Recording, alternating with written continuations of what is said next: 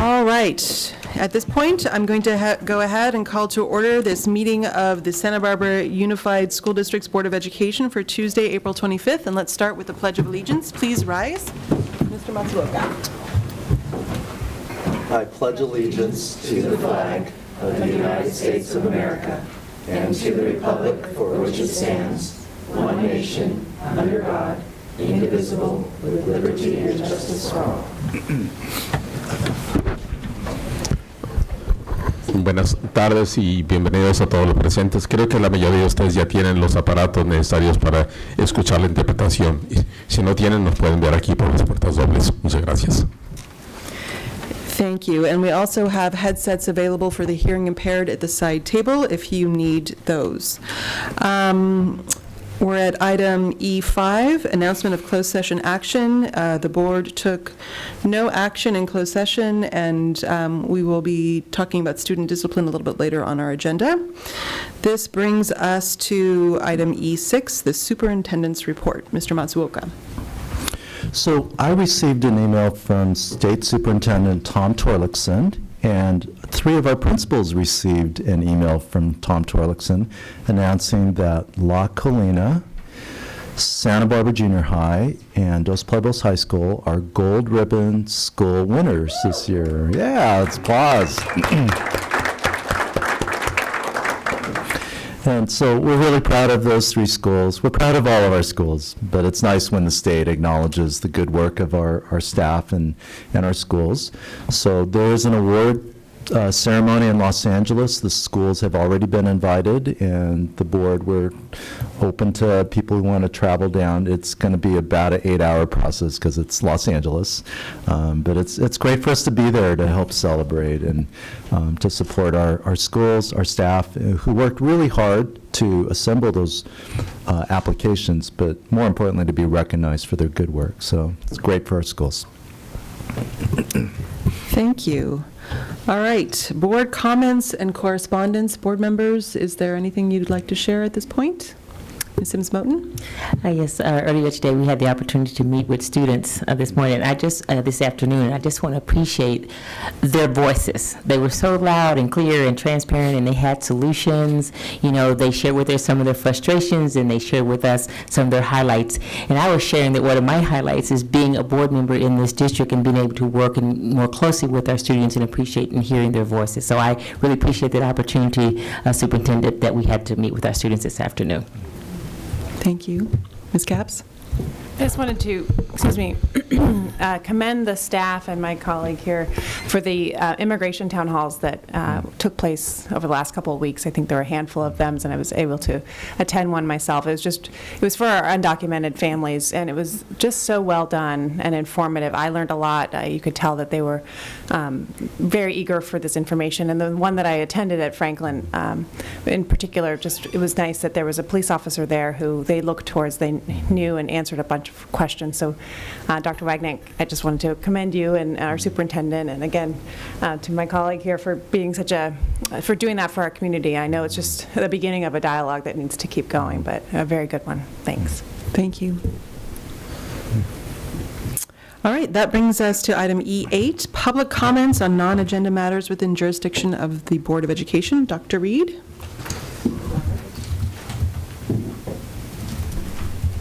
We will start with Bernice Levinas, and then follow with Elia Martinez, and then we'll have a third, Sarah Gore, Miami, and Frank Rodriguez. Okay. Yeah.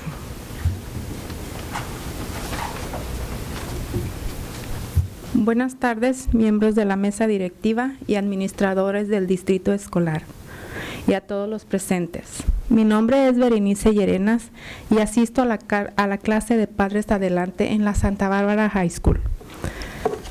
Soy madre de 2 hijas, una en el grado 9 y otra en el grado 4. Doy gracias a los programas escolares que benefician a nuestra familia y a sus hijos.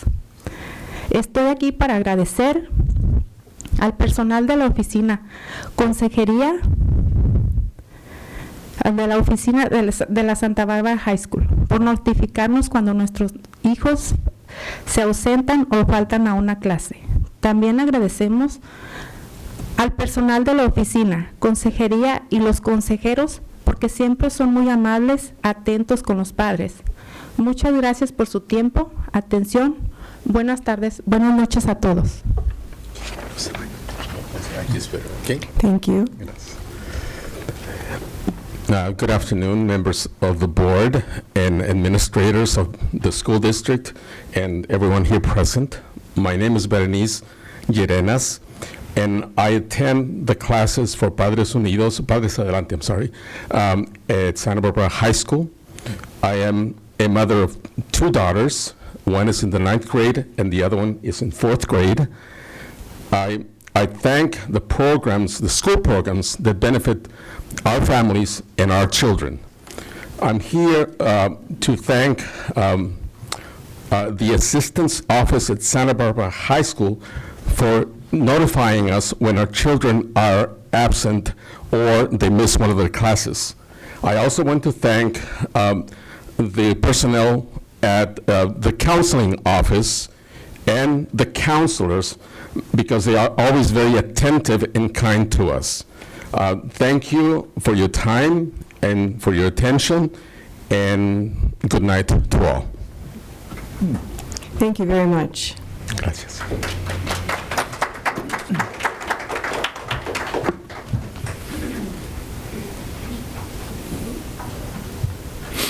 As our next speaker is walking up, after Sarah Gore, Miami, and Frank Rodriguez, the last public comment will be Roxy Petty and Noah Black.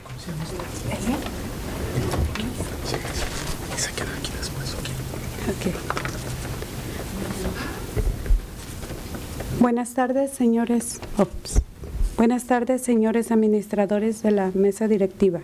Mi nombre es Elia Martínez y asisto a la clase Padres Adelante en Santa Barbara High School. Tengo una hija en el grado 9 que asiste a dicha escuela. Como madre de familia me gustaría hacer una petición para los alumnos aprendices de inglés, que haya más apoyos en las clases para que los que no han sido reclasificados fueran mejor colocados, depende a su nivel y conocimiento de habilidad. Muchas gracias por su tiempo y buenas noches.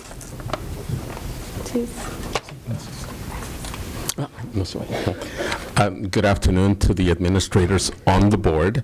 My name is Elia Martinez. My name is Elia Martinez, and I attend Padres Adelante at Santa Barbara High School. I have a daughter who is in the 9th grade and goes to that school at Santa Barbara High. As a mother, I would like to make a petition on behalf of the students who are English learners. I'm asking that there be more support in the classes for those students who have not been reclassified, and I would ask that they be better placed according to their knowledge and according to their ability in their classes. Thank you for your time, and good night. Thank you very much.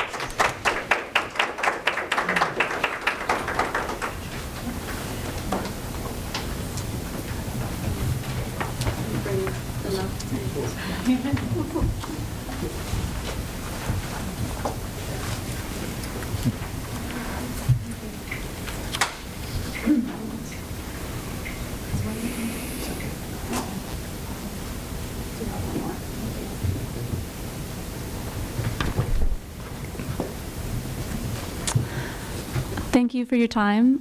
My name is Sarah Gore Mayani, and I want to say that I think it would be wonderful for high school students to know more about democracy, and wondered if you shared that view. I think becoming familiar with the roles that all of us can play in our democracy is important, and especially at the time when you're coming of age as a voter. So California's Secretary of State, Alex Padilla, has provided great leadership for us on this. What I've provided for you is the resolution that he's passed recognizing California High School Voter Education Weeks, designated as the final 2 weeks in April and the final 2 weeks in September every year. I would ask if you could consider agendizing this for your next meeting and participating in this powerful initiative, and keeping in mind that voting even once can become habit forming. Thanks. Thank you. Thank you. Hello, my name is Frank Rodriguez with the Central Coast Alliance United for a Sustainable Economy cause here in Santa Barbara. I'm here to support Sarah bringing this forward to the board. We're definitely excited to bring it up with a lot of different spaces, especially youth spaces, youth-led spaces here in Santa Barbara and organizations, because especially as a student that came from here in Santa Barbara, I didn't start registering to vote until I went to college. So how can we do that habit forming and really make it instrumental to people bringing it to our communities, especially the Spanish-speaking community here, the community we focus on in the east side and the west side and throughout Santa Barbara. So that's why we're definitely supportive of this. And we have youth committees over in Oxnard and Santa Maria that actually help push and make this established in those cities. So we know it can happen. We know there's precedent. And so hopefully we can have a constructive conversation and see how we can make this possible. Thank you. Thank you. And I'll just share at this point without, just to give you information, that we had asked as a board, because this is addressed in our board policy 1400, we had asked as a board that come back to us soon to have the voter, it's the last paragraph in that board policy, to have that updated. So to make it clear, because it was done before the whole idea of essentially pre-registering to vote had come into place. So there's a lot of updates that we can do there, and then just to push it out into what's happening in our schools. So thank you. Okay, we have one more public comment.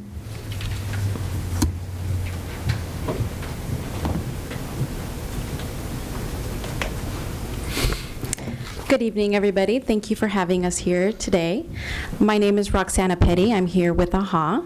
And we are here today to invite you all to come to Sing It Out this Sunday, which is the most heartwarming event of the year, as far as I'm concerned. I am the mother of 4, 2 of which are teens, one at La Colina and one at San Marcos High School. And they've been lucky enough to be present for 2 years of Sing It Out, and they look forward to it every year. So I hope that you really look into coming and joining us. The tickets are available online at the Libero Theater. Thank you. My name is Noah Block. I'm 13, I'm in 8th grade, and I go to La Colina Junior High. And I'm an AHA Peace Builder, and I joined Sing It Out because 2 years ago, I watched my brother do Sing It Out, and it was just so amazing to watch him overcome his fears. And it's just amazing every time I go. I've only gone twice, but it's just so amazing to watch people overcome their fears, and that's also why you should go. It's at the Libero on Sunday, and so, yeah. Yay. Thank you. Thank you for having us. Thank you. And what time is it? The program starts at 7:30. Okay, thank you. Thank you.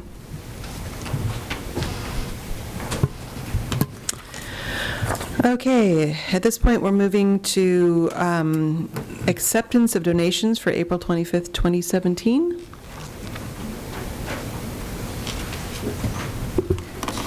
I move we accept with gratitude the donations for 2017. Second. Thank you. All those in favor? Aye. That passes unanimously. We're moving on to the consent agenda now. Are there any items that board members need to pull from consent? Seeing none, can I have a motion to approve the consent agenda? Okay, I make a motion to approve the consent agenda. Second. Moved by Dr. Reed and seconded by Ms. Sims-Moten. All those in favor? Aye. Aye. That passes unanimously as well. Okay, moving on to the action agenda then. First off, we have a number of student discipline cases. And first up is Board Action on Student Discipline Education Code 48918, and this is case number 2016-17-37. So in the case of number 2016-17-37, I move to accept the full expulsion for one school year, which ends January 2018. Second. All those in favor? Aye. Passes unanimously. And then H2, this is case number, Board Action on Student Discipline, case number 2016-17-40. So in the case of 2016-17-40, I move to accept the expulsion with enforcement suspended for one school year, which ends January 2018. Second. All those in favor? Aye. Passes unanimously. Bringing us to H3, Board Action on Student Discipline. This is case number 2016-17-41. In case number 2016-17-41, I move to accept the expulsion with enforcement suspended for one semester, which ends June 2017. Second. All those in favor? Aye. Passes unanimously. All right, this brings us to H4, the adoption of Resolution 2016-17-37 regarding the elimination or reduction of classified services for the 2017-2018 fiscal year. Mr. Turina. Thank you, President Parker, board members, and cabinet members. I bring before you an agenda item regarding the adoption of the resolution. In this adoption, we are sourcing the education codes for education code sections 45117 and 45308 prescribe two circumstances by which lack of work or lack of funds can eliminate or reduce the classified services. What is before you is a list of our classified folks who are being impacted by the current budget as far as its unknown fact. What happens is, as our school sites receive their budget, and we're heading for a May revise after that, they will adjust that budget. So as in the past years, if the funding materializes, then these layout notices will be rescinded. And from my information, that's what's happened in the past few years. Board members, questions or comments? No? I know it's hard to give these notices, and I recognize that that is very stressful, and I hope that we're able to bring these classified employees back. But we do need to have a motion to adopt this resolution. So moved. Second. It was moved by Ms. Sims-Moten and seconded by Mr. Ulloa that we adopt the resolution 2016-2017-37. All those in favor? Aye. And that passes unanimously. Now, on a happier note, we can move to the adoption of resolution 2016-2017-38, recognizing May 4th, 2017. Sorry, that's somebody's wedding day. As Employee Appreciation Day. Can I thank the board for that? So yes, we will be celebrating that. I suspect you won't be able to join us for that, Mr. Ulloa. So, Mr. Turina, want to talk about that? Yes. Every year, we have the board adopt a specific day, which we will be appreciating all of our employees. This year, it happens to be on May 4th. I believe the employee appreciation will be again at Zoto's, if those of you who attended or knew about it last year. So the recommendation that the board approve this resolution to declare that May 4th is our Employee Appreciation Day. Any questions about this, besides what time do we get there and that kind of thing? I assume that we'll be getting notices. You will be getting notices and information as soon as tomorrow. Yeah, we had some email about it. Yeah. Yes, Dr. Reed. I'm just glad that we're on the board that started this, and that it's a long time coming, right? So great, thank you. I do need a motion to approve the resolution. So I move to approve the resolution that May 4th is Employee Appreciation Day. Second. All those in favor? Aye. Passes unanimously. And more specifically here, item 6, H6, resolution recognizing May 7th through 13th as Teacher Appreciation Week. Mr. Turina. So again, on a yearly basis, we ask the board to approve a resolution so that we can recognize our teacher. We have a specific day that we do that as a district, but we'd like our community to know that during May 7th through the 13th this year, 2017, we'd like the board to approve a resolution to recognize teachers during that whole week. Questions or comments? Is there a motion to approve appreciating our teachers in particular that week, since we appreciate them all the time? So moved. I second it. All right. That was moved by Mr. Ulloa, seconded by Dr. Reed. All those in favor? Aye. And that resolution was passed. Thank you. Item H7, acceptance of public disclosure of the July 1st, 2016 through June 30th, 2018 collective bargaining agreements for the Santa Barbara Teachers Association and the California School Employees Association per Assembly Bill 1200. Ms. Jate. Good evening, board members. So every time the district authorizes a salary increase, the county education, Santa Barbara County Education Department expects us to fill out what we call an AB 1200, which tells the total cost of the increase that we're giving. What they want to do is look it over and say, yes, you can afford it, and so every time we do an increase, we must complete this form.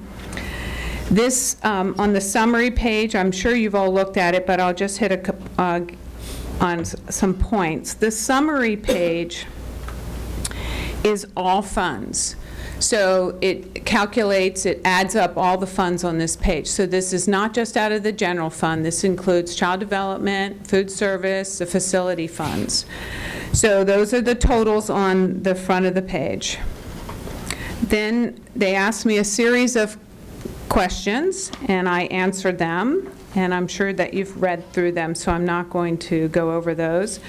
Then it starts to get on page 4A1. It starts to say, okay, how does this affect your general fund, your unrestricted fund? And the first column of this is your second interim that you saw back in March.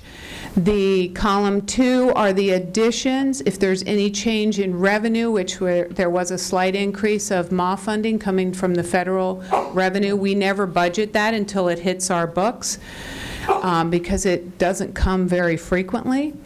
And so in column 2, you'll see the expense for the unrestricted side of the general fund for certificated, classified, management, and employee benefits. And that would be mostly the PERS and STIRS and all of the increases percentage-wise that are relating to the salaries. 4B is exactly the same thing, only it's for the restricted side of the budget. 4C is the combined general fund so this is the adjustment for 16-17. As you know, the increase was only from January to June of 2%. So May, their paychecks will have the 2% in them. May also will sometime in May will have the retro from January, February, and March and April. Then we go to the other funds, which is Fund 12, Child Development, Fund 13, Cafeteria, and the building funds. They ask for explanations of the increases, and as we get to the very end, and page 5, let's go to page 5C, that is now our projections for the multi-years. And on the, I'm not going to make you go back to the summary page, Brian, but on the summary page there is a second column and it says year 2, and so the other half of that 1% is added on to that because now we have a whole year, so now we're adding both years in, and I just wanted to point that out. So your combined general fund for 16-17, 17-18, and 18-19, this is what we're expecting it to increase by for those projections. Any questions? All right, no questions. Thank you.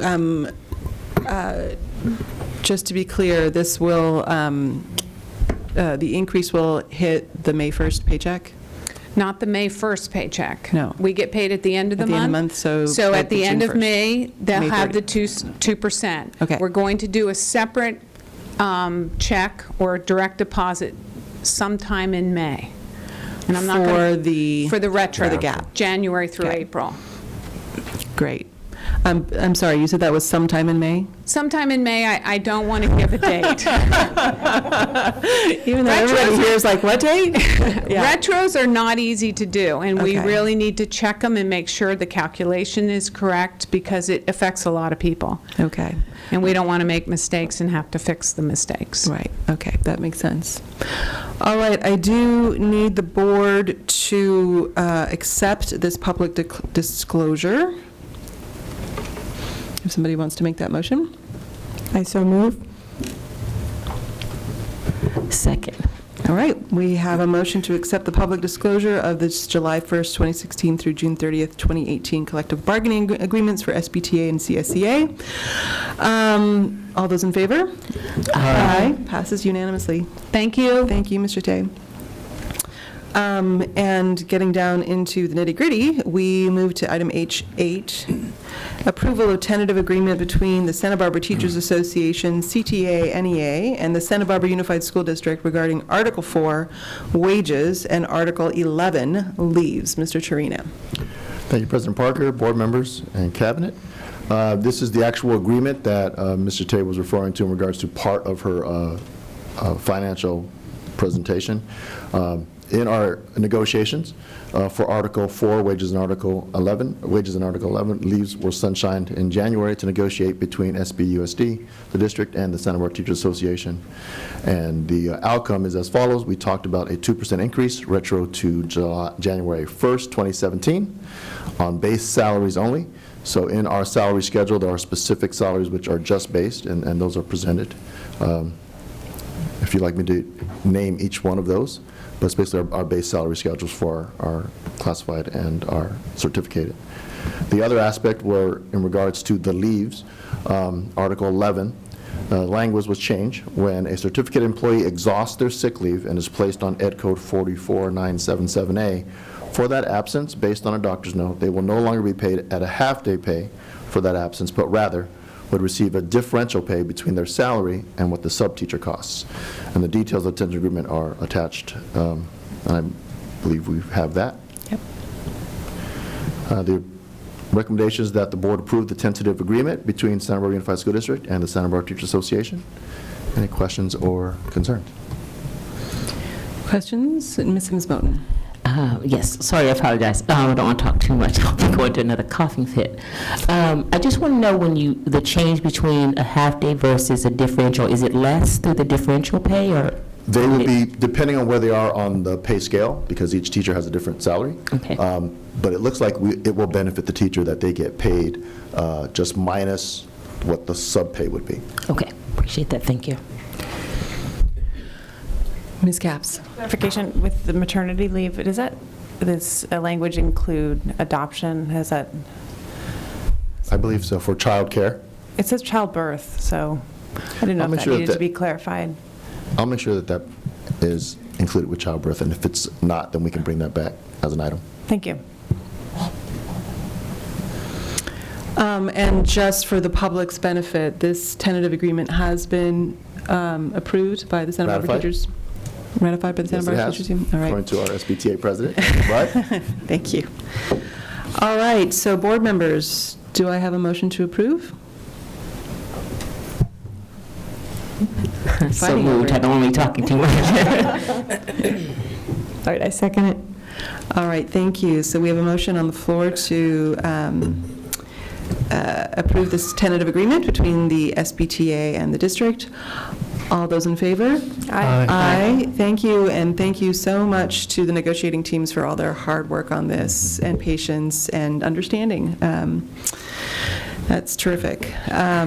This moves us to H9, approval of negotiated salary increase for classified bargaining unit. Mr. Turina. Thank you, President Parker, board members, and cabinet. The district and the CSEA have agreed to a Me Too language. We agreed on this a few weeks back on March 20th, 2017. And the stipulation is that the classified bargaining unit members would receive the same salary improvement as any other bargaining unit. As we just approved the bargaining unit of SBTA approving the 2%, retro to January 1st, 2017. The recommendation that the board authorized to implement the negotiated salary for classified the same as for our certificated staff. Any questions on this for Mr. Torino? Is there a motion to approve this negotiated salary increase? So moved. I second it. All right, that was moved by Mr. Ulloa and seconded by Dr. Reed. All those in favor? Aye. Aye. Great.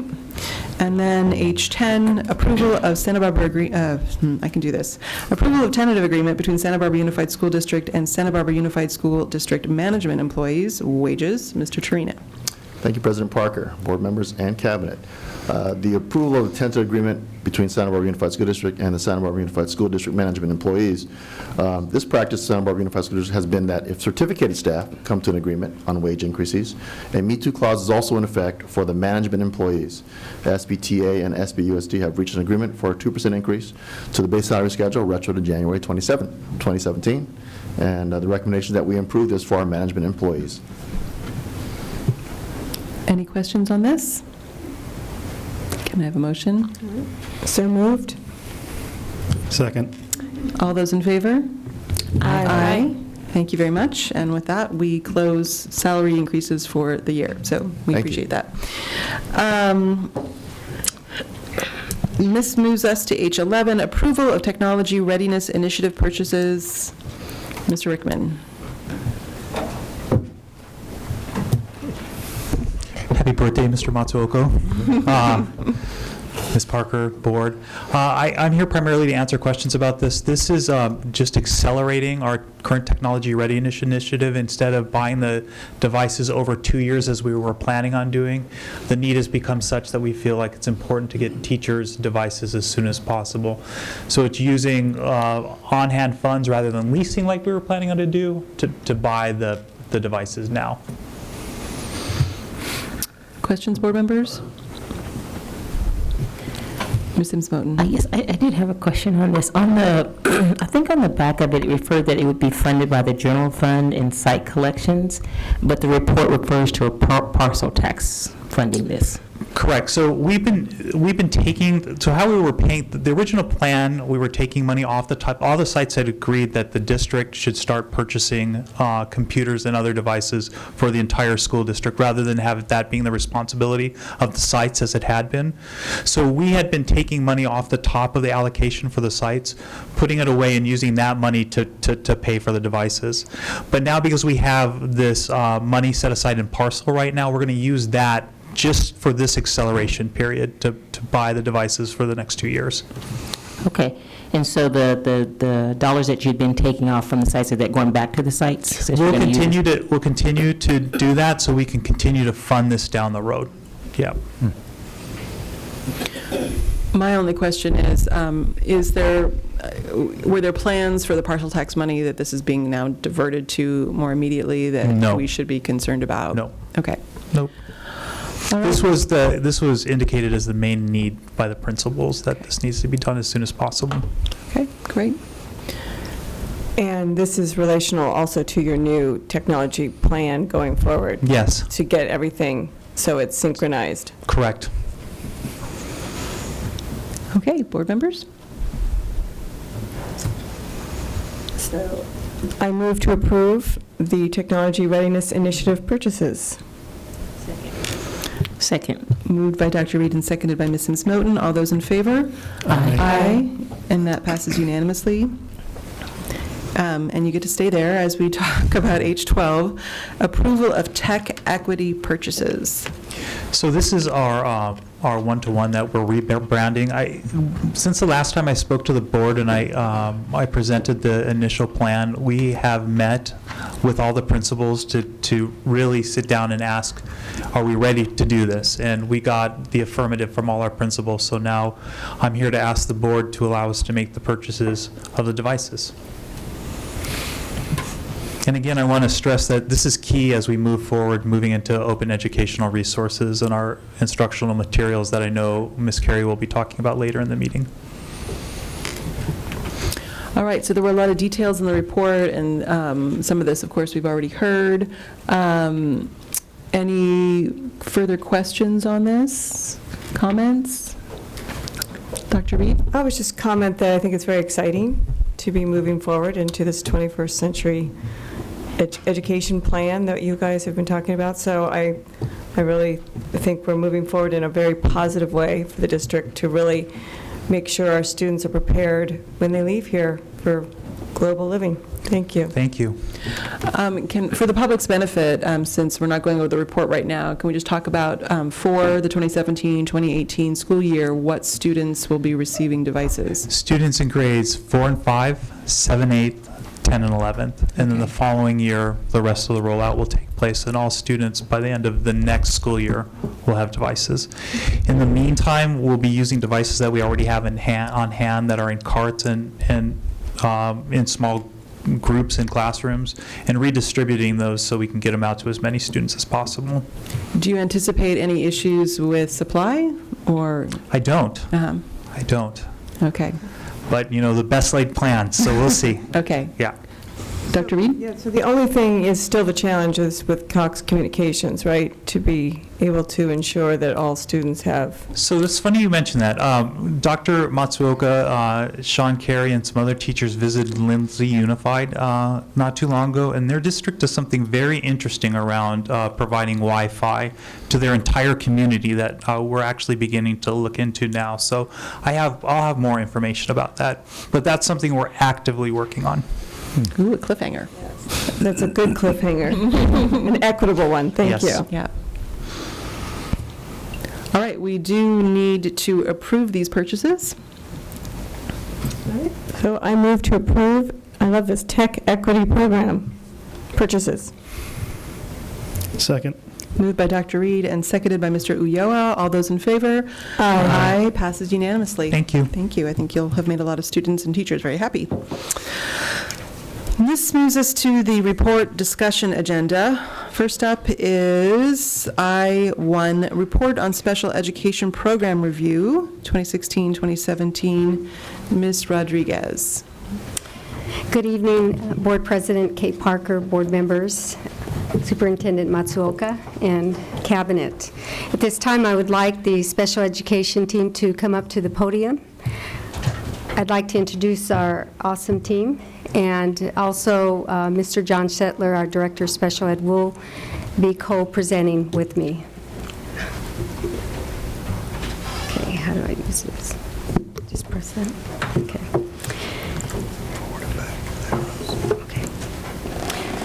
Mr. John Shetler is standing at the podium. Next to John is our program facilitator, Ariel Curry, who oversees our professional learning and also our reading committee and reading materials. Next to Ariel is Jamie Carpio, who is our program specialist. She oversees our preschool. And then finally we have Irene Murphy, who also oversees our speech therapists, occupational therapists. All of the three that you see standing, I don't have Dr. Readiness, so I'm not sure if he'll be attending, but they also support schools. In addition to Mr. Shetler, he works on high-profile cases and provides support throughout the district. So at this time, I would like to honor the past in special ed. I would like to begin by honoring the past in general of special ed that continues to evolve. There was a time where students with special needs were separated from the general education program. And in some cases, the programs were assigned in different locations. An example of one student's experience in special education during the late 50s and early 60s era provides us with an understanding of how much we have evolved for the benefit of students with unique needs. His name is Leo. He is my older brother who passed in his mid-30s. He was 5 foot. He was premature at birth. Leo was an English learner. He could not read or write. In elementary, he was placed in a special education class that served students with severe cognitive disabilities. In that area, they would say mentally retarded. He was identified as a student with intellectual disability. He spoke 2 languages, Spanish and English. He became a teacher's assistant in serving students in the classroom during his elementary and secondary education. My father taught him construction work. When he completed the 12th grade and earned a high school diploma, he secured a job as a finisher. He could calculate in his head how much materials were needed to complete a project.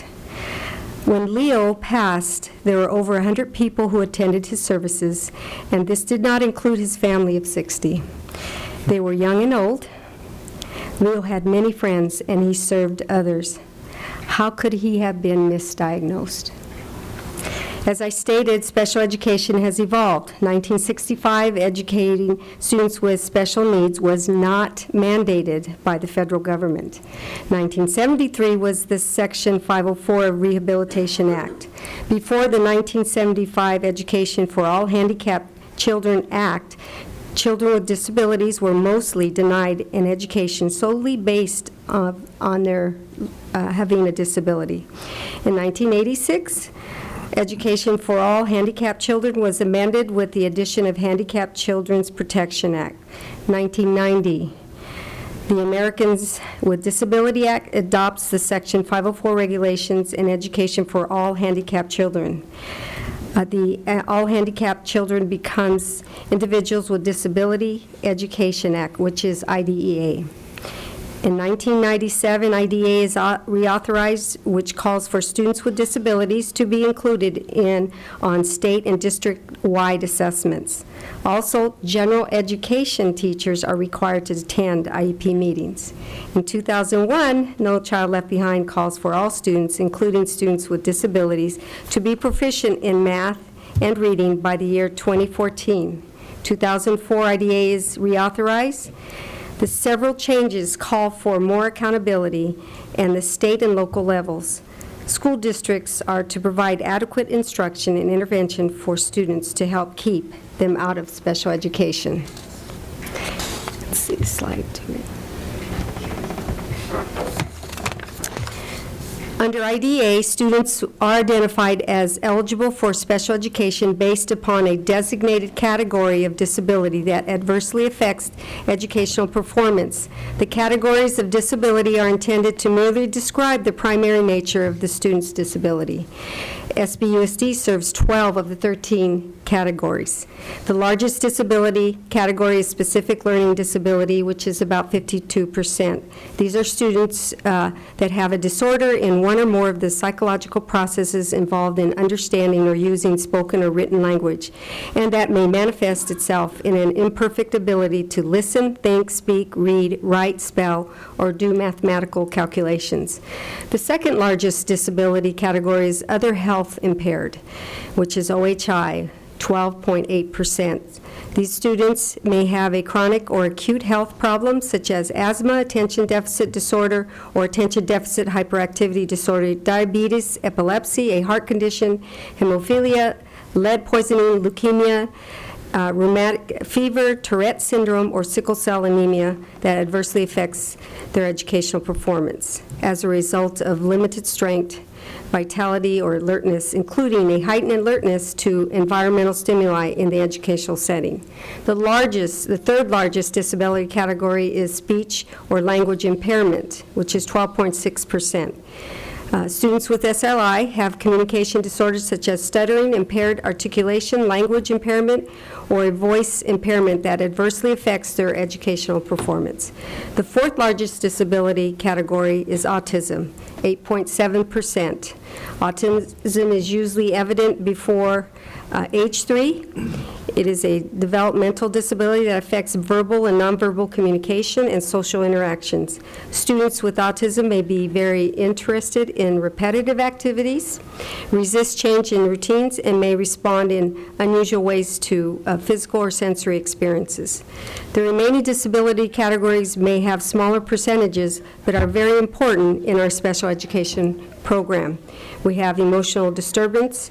These students display behaviors and characteristics that are quite different from their peers and adversely affects their performance. Intellectual disability are students with significant limitations in both intellectual functioning and in adapting behavior, which covers many everyday social and practical skills. Multiple disability are students with several disabilities, such as sensory disability associated with motor disability. Orthopedic impairments are students with severe orthopedic impairment caused by congenital anomaly or disease or from other causes that adversely impacts the student's educational performances. Hard of hearing, students with hearing impairment has a permanent or fluctuating hearing loss that adversely affects educational performance but is not as severe as deafness. Visual impairment are students, even with correction, adversely affects their educational performance. Deafness, students who have hearing loss or so severe that processing language through hearing with or without amplification adversely affects their educational performance.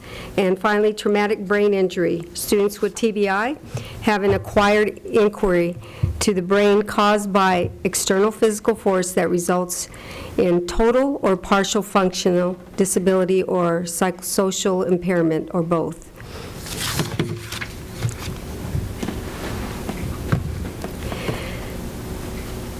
Special education is not a placement. It is a service. In Santa Barbara Unified School District, we provide programs for the 12 disability categories that we serve. We provide mild to moderate programs where 76% of our students with special needs are served. The moderate to severe programs serve about 8.44% students with significant cognitive disability. This includes preschool students, transition students, and regional students. The Applied Behavior Analysis, or ABA program, serves about 0.62% students on the spectrum who have very challenging behaviors. The Therapeutic Learning Center and Regional Center for Therapeutic Education serves 2.59% students with ED. There are 0.36% preschool students who receive speech services only. There are 9.88% students who receive related services only.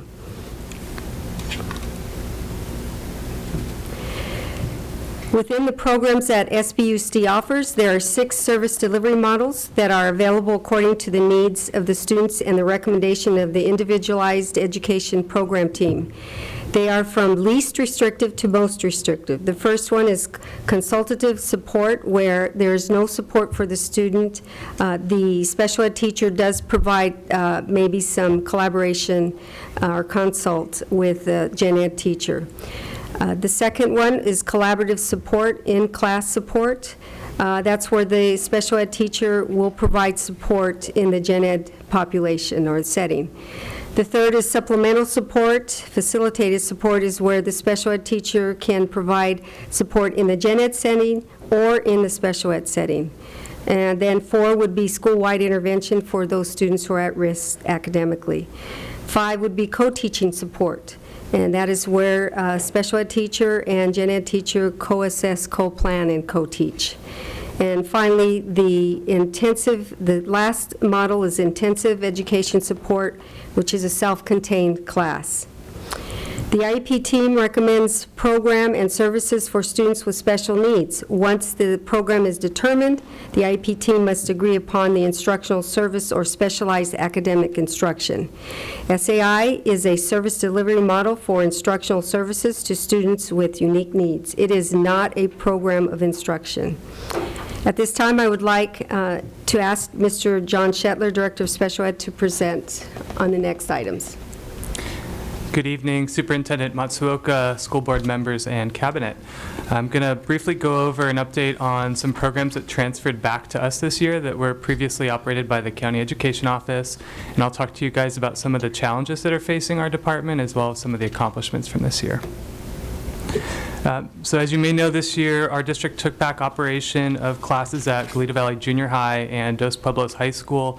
These are regional programs that are open to referral from other districts for students that have significant cognitive disabilities.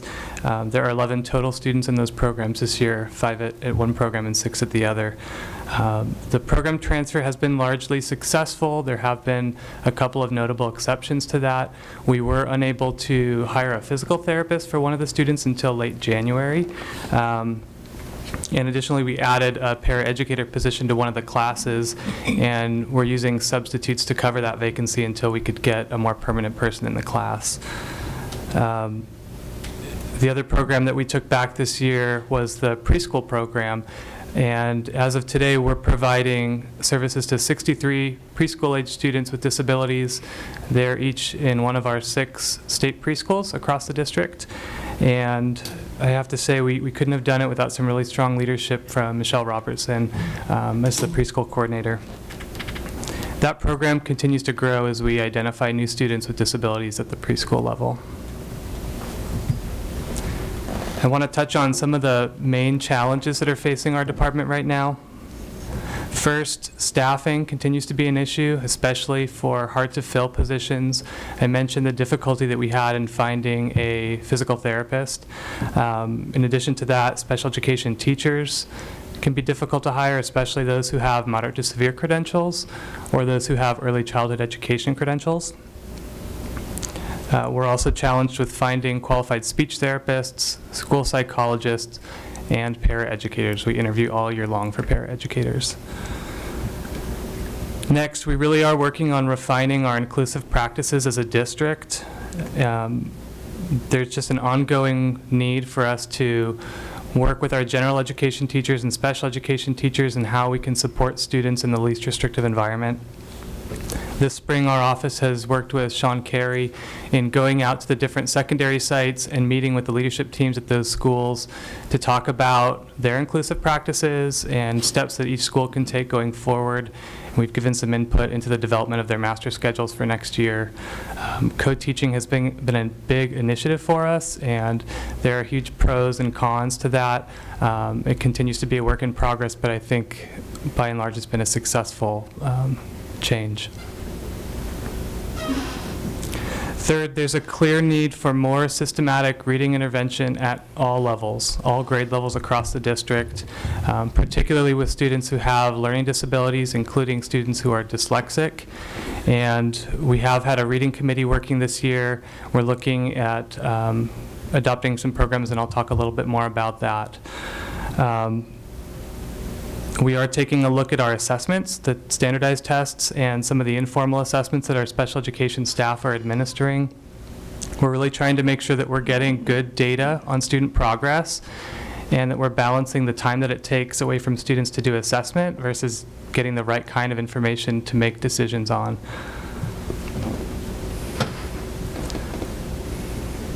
We continue to address the issue of over-identifying English learners as students with disabilities.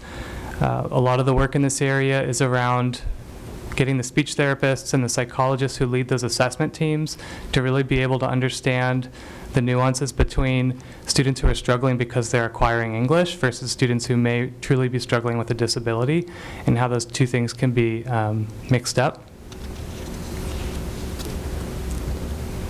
On a related note, on April 3rd, on the Pupil Free Day, Dr. Mora came out and presented to all the special education teachers on a process for reclassifying EL students who are in special education.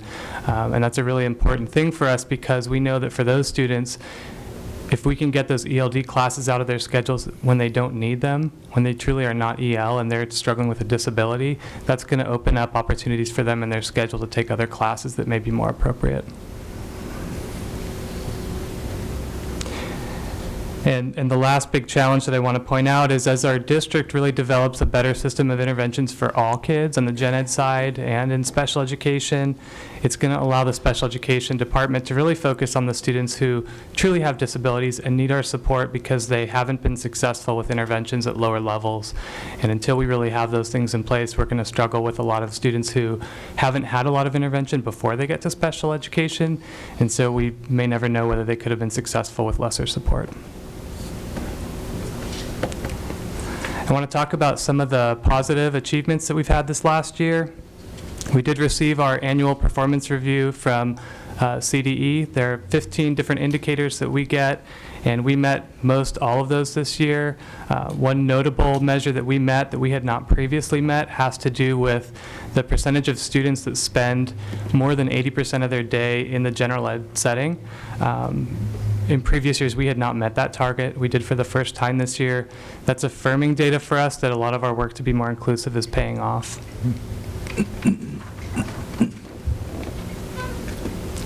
I want to point out our Bridges program, which if you're not aware of it, it's really one of the highlights in our department. We have a partnership with the Department of Rehabilitation, and the Bridges program works to develop vocational skills and get students with disabilities into jobs. They typically work with students who are in the upper grades of high school. They take 70 referrals per year and provide a variety of supports to them. That program underwent a statewide review last spring, and we received the report on that in August, and they were noted as being a real model program for the state, and we couldn't be prouder of the work that they do. They really have a dynamic team under Janine Forsland. This year, La Cumbra spearheaded a pilot for a reading program called Fast Forward. It's a web-based supplemental reading intervention. They reported having great results with that. Staff really liked it, students were engaged, and next year we're looking at rolling that program out district-wide. On the communication front, our office has started sending out monthly memos to all the special education staff in the district, in addition to the information that's going out weekly to principals and the quarterly newsletters that go out to families. And finally, this year, we've really asked our program facilitators to be out at sites more and be more present on the ground so that they can be more aware of issues that staff are having and enable them to be more responsive to concerns. And I really appreciate that they've been out there listening to staff, finding out problems so that we can address them early on. It's been a big shift this year. And with that, I'll hand the presentation back to Mrs. Rodriguez, and she's going to talk about some future directions.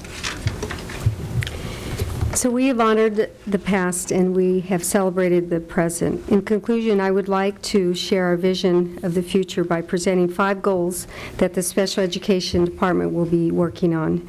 The first goal is enhancing communication among staff, parents, and community members.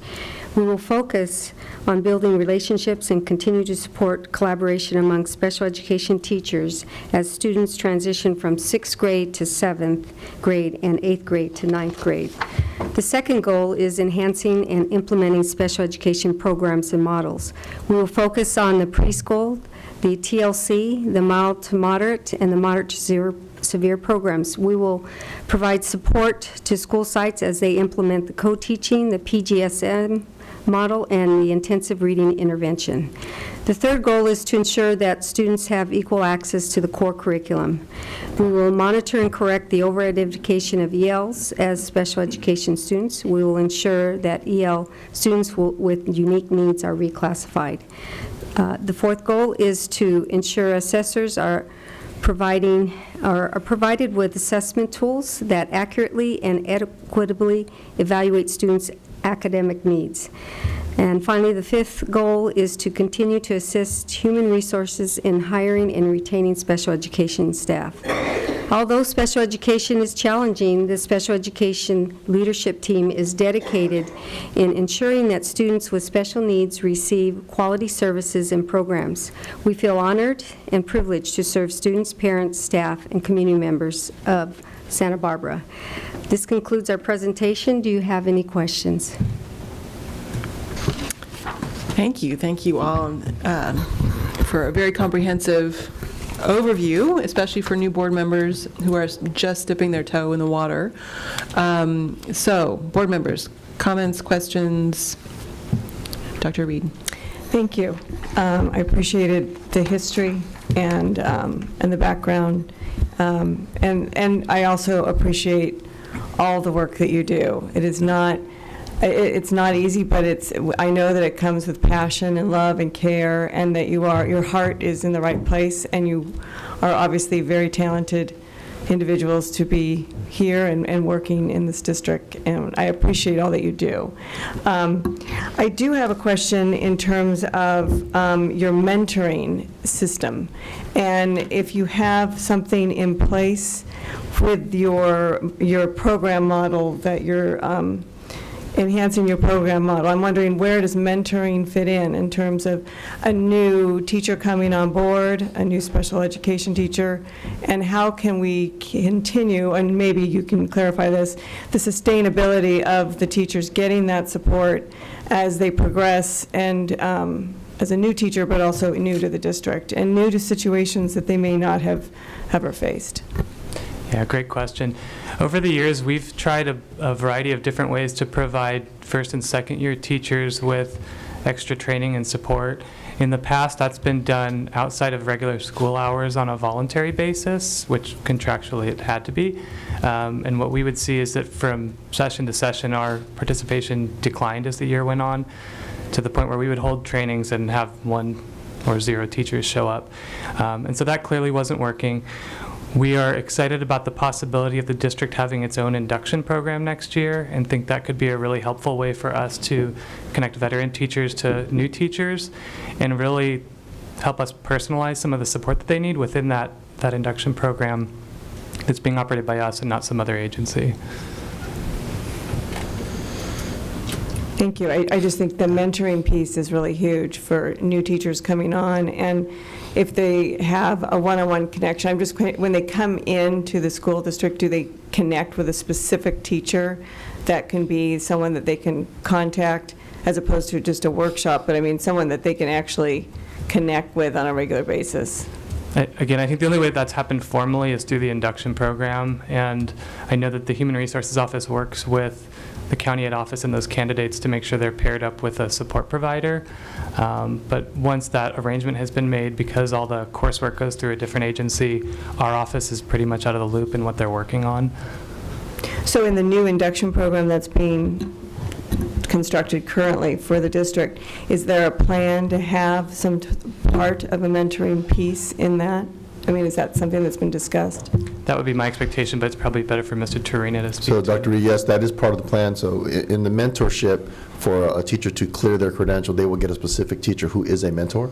With a TIP coordinator, we actually have extra support around that teacher besides their mentor teacher. I know that some schools actually implement for their new teachers on site kind of a new teacher group where those teachers can go and talk to people who are not their mentor teachers.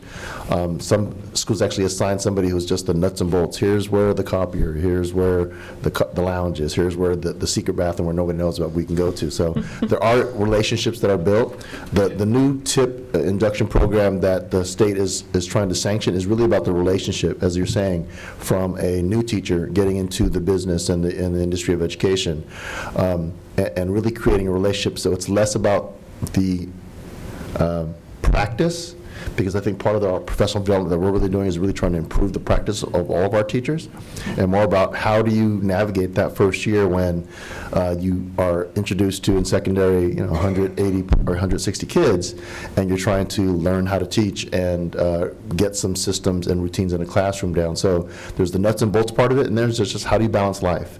And I think what we've seen, at least some of the research states, is that the teachers who come into the industry and education and then leave within the first 5 years talk about the disconnection between them and either their school site or the school district. So one of the big pushes to get our own induction program is to not only be specific in what we want our teachers to learn for our district, but also to be specific about how we create relationships with those teachers, not just from their 1 or 2 years where they actually clear their credential, but hopefully as career teachers in our system.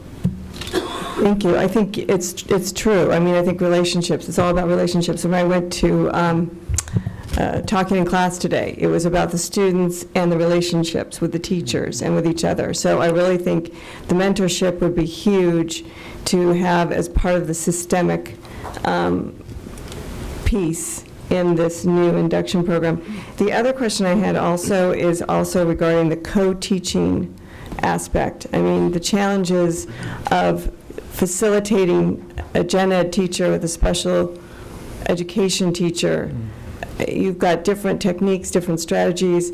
So I'm just wondering, what are your goals for that? And do you have professional development plans for that going forward as well? Yes, I think that there have been some very common themes in going out and listening to the secondary schools talk about what has worked and what hasn't. Interestingly, the topic of relationships comes up there as well, and needing to really find teachers that work well together and that balance out each other's skill set. So there's a certain art in doing that really depends on knowing your staff's personality. But there is a clear need for additional training on just how you do co-teach from the gen ed perspective and the special ed perspective, and we've been hearing that from most all sites. Yeah, I guess I've been hearing that too. So I think that's good that that's on your radar, because I think that if that's one of the models that is going to continue to move forward, that we really want to ensure that there is a way to build the relationships between these two teachers and create a model that is more sustainable. Mm-hmm. So if I may comment, Dr. Reed, if you recall when I talked about this, the 6 models and went from least to most restrictive, and co-teaching was basically 5 before the 6. So really co-teaching is for those moderate students, those students who are 50 or between 49 and almost 50% requiring support of special SAI. And so when we look at those students, and they're not that many, for example, at La Cumbre, there's about 18 to 20 students there that get that type of support. If you recall the data that I showed you, they're mostly students who are 49 or less percent of needing special ed support, the mild students. So co-teaching is really geared toward addressing those moderate students. And the mild students would be number 1, 2, and 3. And we do have a system that we have to refine. It was with Dr. Wendy Morosky that actually showed us her system, and we are adapting that. So when John Shetler is explaining there are more things that we need to work on, this is a part of area that we do need to work on, and that's the piece. I just don't want us to say that co-teaching is a silver bullet, but that's just addressing a certain population of students with special needs. Thank you, and I appreciate that. And I just wanted to understand a little bit more about how you were facilitating the teamwork and professional development around that. But I understand. Thank you. Mr. Ulloa? No? Ms. Sims-Moton? Yes, I just wanted to also echo the comments of Dr. Reed with regards to appreciating your hard work and passion for this job and recognizing the difficulties that you have. One of my questions was, could you share with us the strategy that you plan to use to address the over-identification of students in special ed? Is there a certain strategy that you're looking at to do that? Do you want me to start and then you can finish?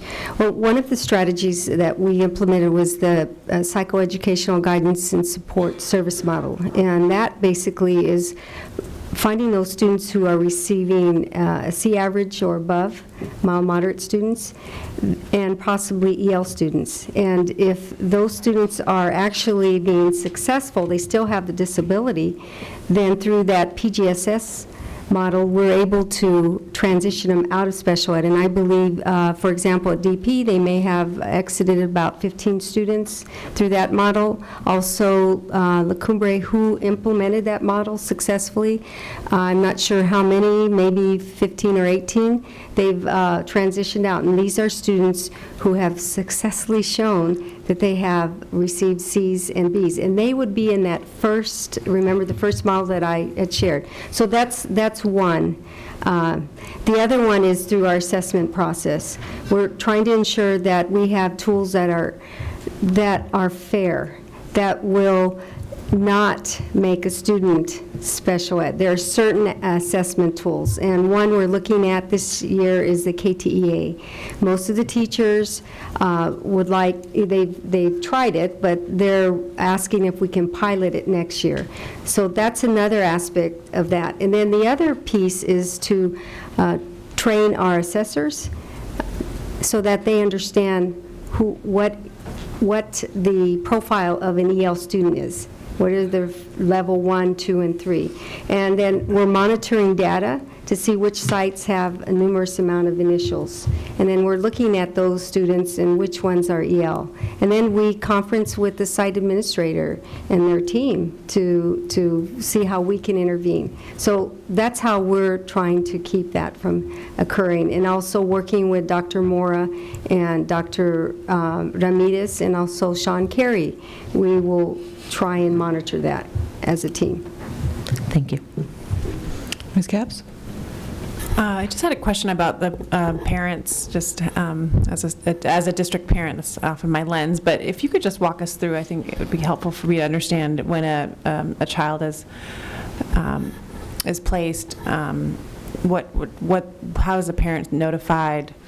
What's the sort of relationship going forward? If there's issues, how are they addressed? It'd be helpful. I can speak to that. So I think that the first thing that we find out is that there's been a referral for testing for assessment, and that can either come from a parent who says, I have a concern. It can come from a school that has done an SST meeting, or a teacher who has seen something and suspects a disability. And so we take that referral. We have a timeline that we have to either tell the parent, we don't think this is a disability, we're not going to test, which we rarely do, or we put an assessment plan out there and say, here's the testing that we'd like to do to determine if there's a disability here. When we get their permission to do that, we run the child through some assessment, and within 60 days, we convene an IEP meeting to look at the results of those tests and determine, do they or don't they have a disability, and explain to the parent, if they do, what that disability is, what it means, and if they don't, why we don't think that they qualify for special education. Assuming the child qualifies, they are assigned to a case manager, one of our special education staff, usually a teacher or a speech therapist, and that's going to be the parent's go-to person for most of the questions that they would have going forward with regard to, I don't think my IEP is being followed, or I don't think my child's getting enough support, or anything along those lines. And those issues typically get resolved by those IEP teams convening and discussing whatever the concerns are. So thank you. That initial conversation, is that with their teacher or with somebody that would come in? Can you clarify the initial conversation? Like when there's a referral, is that with their classroom teacher, or is that with one of you all? Any of our staff at the school sites can receive a referral. It'll typically go to the front office or the school psychologist who works at the site. But if somebody on our staff hears from a parent that they suspect a disability, it's also our job to help that parent put their request in writing and make sure that it gets to the appropriate staff member. I guess, again, just curious, like if the parent is sort of hearing this tough news for the first time, is that from a person that they're just meeting for the first time, or? Oh, okay, I think I understand. Yeah. That is typically going to come from the school psychologist, and it would be after they had gone through the testing process. So they would have already given the psychologist more information about their child, about their concerns, and they would have had conversation leading up to that decision. And it's not unusual for the psychologist to talk to the parent in advance of one of those meetings and say, just want to give you a heads up, here's a draft of the report that we're going to be going over here, and here's some things that it shows, because we know that can be a really hard message to hear. Thank you. And then if the parent doesn't feel as though the services are being delivered appropriately, what are the paths to take at that stage? Yeah, we would ask that they bring their concerns first to their child's case manager. If that's not resolving it, we ask our school site administrators to get involved, or if they want to bring a concern to our office, we're well versed in handling those kinds of things. And sometimes parents still feel like their needs aren't being met. This year we've worked with our SELPA to develop an Adr process to do dispute resolution, more informally, more like a mediation, and that has been successful in getting some disputes resolved before they go down a more litigious route. What's ADR? I'm sorry, alternative dispute resolution. Okay. Can I just interject? Yes. So the person who organizes that and leads that process is sitting in our audience. It's Dr. Jerice Butterfield. She's our SELPA director, and she has trained mediators around the county, and so she makes herself available, her and her team, and it's a great service. Mr. Ulloa? I was fortunate enough to attend the last CPAC meeting, and I just want to commend you on everything that was presented there and just all the plans going forward. I especially like the conversations you were having with the parents about really increasing the CPAC representation among the parents and just trying to get them more involved so it doesn't feel like it's us just checking off a box for meeting, which I know can become kind of the reputation sometimes in school districts. So again, just commend you, and then commend the work that you've been doing with HR to really fill those hard to fill positions, because it is important, if parents are coming to us and saying they're not getting the help that they need, and it's not necessarily because there's no will from us, is because we can't honestly fill that position. It does make your job harder, makes our job harder, and just makes it that much harder for our students to succeed. So again, thank you both departments for working so diligently on again, representation of parents and really filling those positions. Thank you. All right. Thank you very much. Thank you. Really appreciate this. Board members, I'm going to have us go ahead and move on to item I2 next, but I will call for a 5-minute break after that. I know that we've been here for a long time. So item I2 is report on Reading Dyslexia Intervention Program, Phase 1 for 2017-2018. Mr. Matsuoka. Is there any public comment? I would love to invite Sherry Ray up to offer. Did you fill out a public comment card? She did, yeah. We can have her first. Yeah, I would love to have her present first. And as she walks up, there were many people that board members and Dr. Cash introduced to me, and Sherry Ray was introduced to me probably mostly through Ed. Through Ed Heron, who was just honored last week at the Hope Awards, and she said, you need to get to know Sherry Ray. So Sherry and I have spent some time together, and I'll let her add her comments to this item. Yes, I think when Ed introduced us, he called me the Queen of Dyslexia, which I thought was kind of nice. Okay, thank you. Good evening, Board, Mr. Matsuoka and Cabinet. My name is Sherry Ray, and I appreciate the opportunity to speak with you this evening. This is an important moment in the history of Santa Barbara School District and the dyslexia community. 27 years ago, in 1990, a dyslexia task force presented its findings to address dyslexia in the schools in Santa Barbara.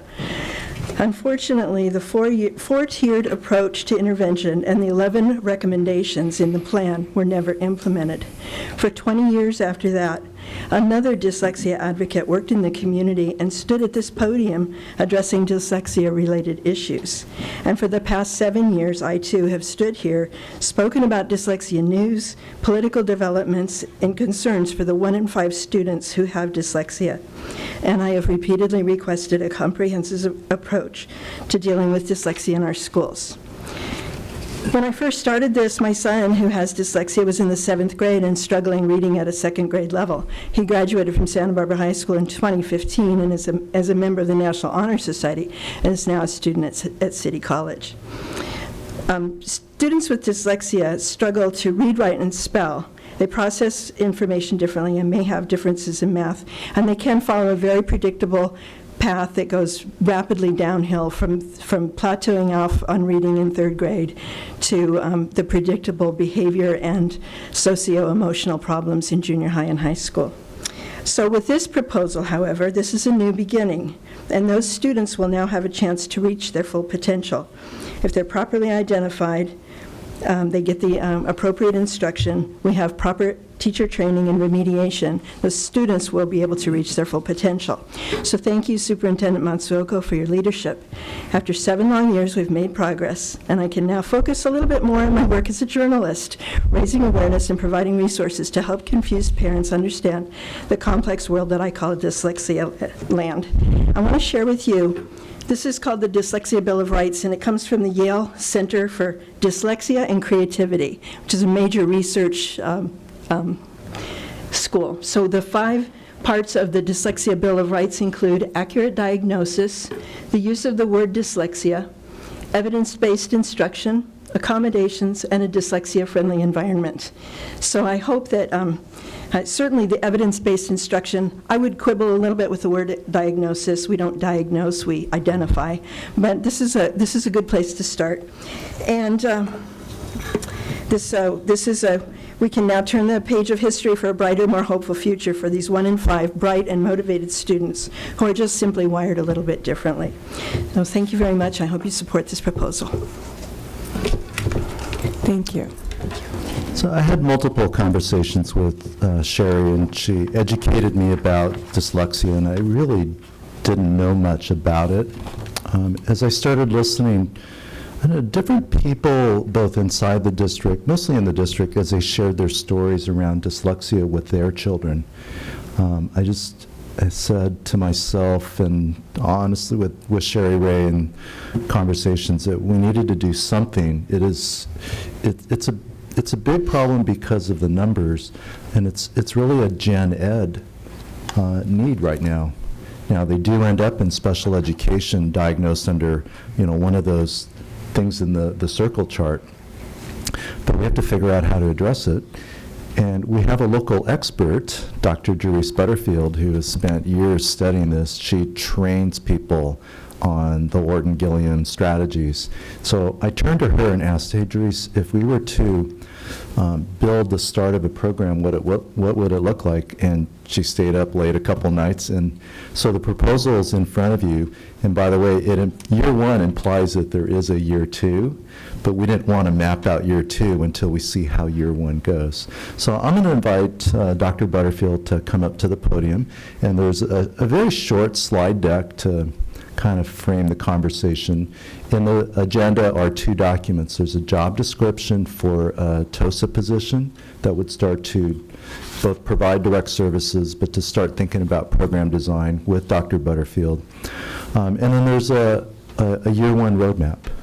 So thank you, Juris, for being here, and welcome. So are you going to have a visual of your plan, or you want me to? The board's got it, and they've read the plan, so I would say just work through these slides, and then we'll give the board a chance to ask any questions on the year 1 roadmap or anything else that you present. So there's a microphone.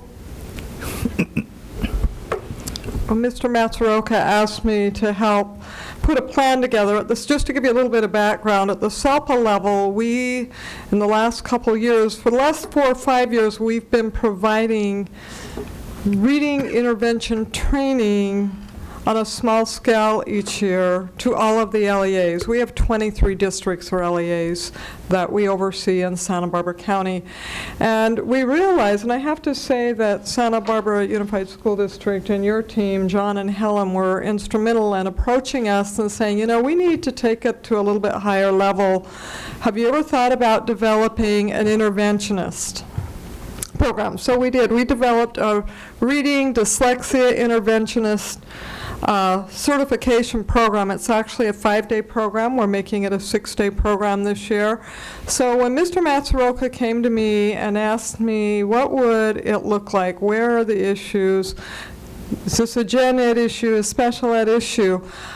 Basically, I shared with him some of the research that we had conducted based on the DSM-5, the Diagnostic Statistical Manual, which we don't use that in education per se, but it does provide information, and we use it as a reference. According to that manual, students or children that have dyslexia or reading, they actually eliminated the word dyslexia from the DSM manual, which I was disappointed in, but it's a reading disability, which I won't get into a real technical presentation on. Dyslexia is under a reading disability, but there are other types of reading disabilities that wouldn't be dyslexia, such as a reading comprehension disability. So according to the DSM, there are a band of students that suffer is probably the wrong word, but have mild dyslexia. And that can be remediated without special education and the data shows for a period of 6 months, an hour, 45 minutes to an hour a day minimum in a group of 3 or less over a 6-month period, those students actually can function commensurate with their peers. It doesn't mean they're going to be at the top of the bell curve, but they can function commensurate with their peers without ongoing special education. So that's the mild band of persons with dyslexia. And then we get into the moderate and the severe bands of persons with dyslexia. Those are the people that are going to need intervention, intensive intervention ongoing. And I think the goal that I shared with Mr. Matsuoka for the district was to try and identify those students that have mild dyslexia and remediate that before the need for special education. So that was kind of the plan that I proposed to him, and I have been teaching Orton Gillingham programs around the state and doing work with dyslexia since 1993, which I'm giving away my age. And some of the different models that I've seen and ways that districts can approach it, and the early intervention, response to intervention, whatever you want to call it, the bottom line is you need to get that intensive intervention going in Gen Ed. And it's costly. I mean, it's as intensive as what you would see in special ed, but it's only for a period of 4 to 6 months. And that way, I tell districts, I go out and do presentations around the state right now for English learners with disabilities, and I do a section on intervention on pre-referral strategies, and I present this research in my presentation that I do around the state.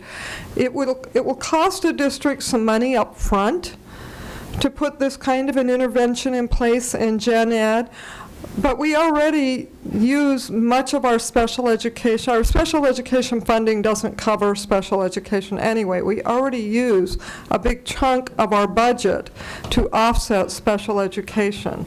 So yes, it will cost money to do this intensive intervention for students up front, but you will actually save money in the end, because for a student to be identified for special education and need that support ongoing long term, which is what we see happens when we approach dyslexia in a wait to fail model.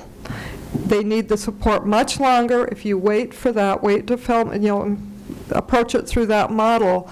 And special education is very costly. There are pieces of special education outside of the direct services that become very, very costly. Plus, there's many other issues and advantages to identifying children early on and giving them support when they demonstrate that they are at risk or have mild dyslexia or at risk for having dyslexia. So basically the model that I would propose was that you start year one with hiring a TOSA, somebody that has a background in teaching reading, understands dyslexia, and we now have more of those people out there because, like I said, we've been doing this training we've run 2 cohorts now around the SELPA, plus there are initiatives around the state. So we have people out there that better understand dyslexia now in teaching reading and use of programs that we know are effective with students that have orthographic or phonological processing deficits. And have that person be a key person that starts a pilot. I recommend starting a pilot at 1 to 2 sites, elementary preferably. However, there are some real key secondary needs that can't be ignored. And by secondary, it's not usually a Gen Ed initiative. When you get to the junior high and high school, it turns into more of a special education issue because typically those kids, not always, but they've been identified, but everybody's trying to just keep them afloat in the A to G curriculum and getting a diploma, and there just isn't time built into a secondary system for remediation of dyslexia. So those kids that maybe were missed in elementary school or didn't get identified until later on or have come to the district or the country at a later time in their life and need that remediation, typically they have been identified in special education and need some services. So it might look a little bit different at the secondary level, and there does need to be some training and support that I propose take place at the secondary level, and it might be students that have an IEP.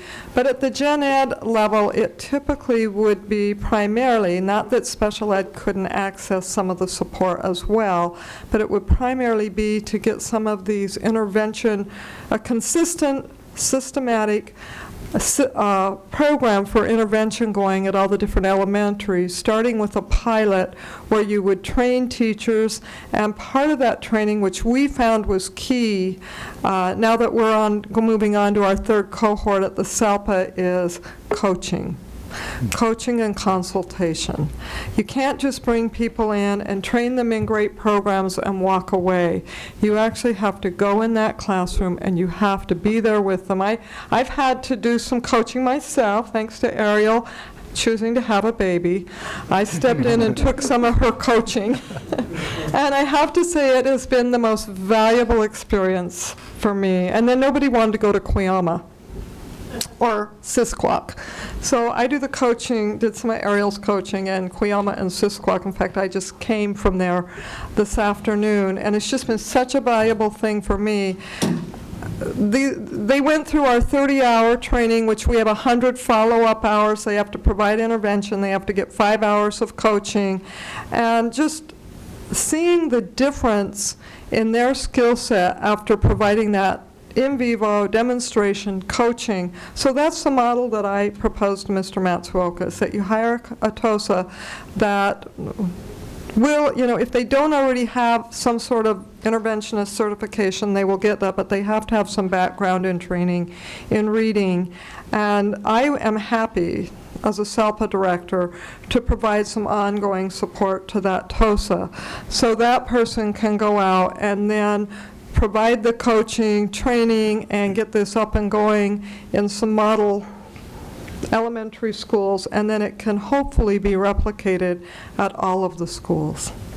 So that was kind of my Reader's Digest version of what we proposed. It actually was a multiple-page document that I put together. Thank you. All right, board members, questions or comments? Dr. Reed? Yeah, I have a question. I think this is fabulous, and I think I appreciate Sherry Ray and the hard work that she's done and where we are today. And so I guess I think it's a great idea to have a pilot program.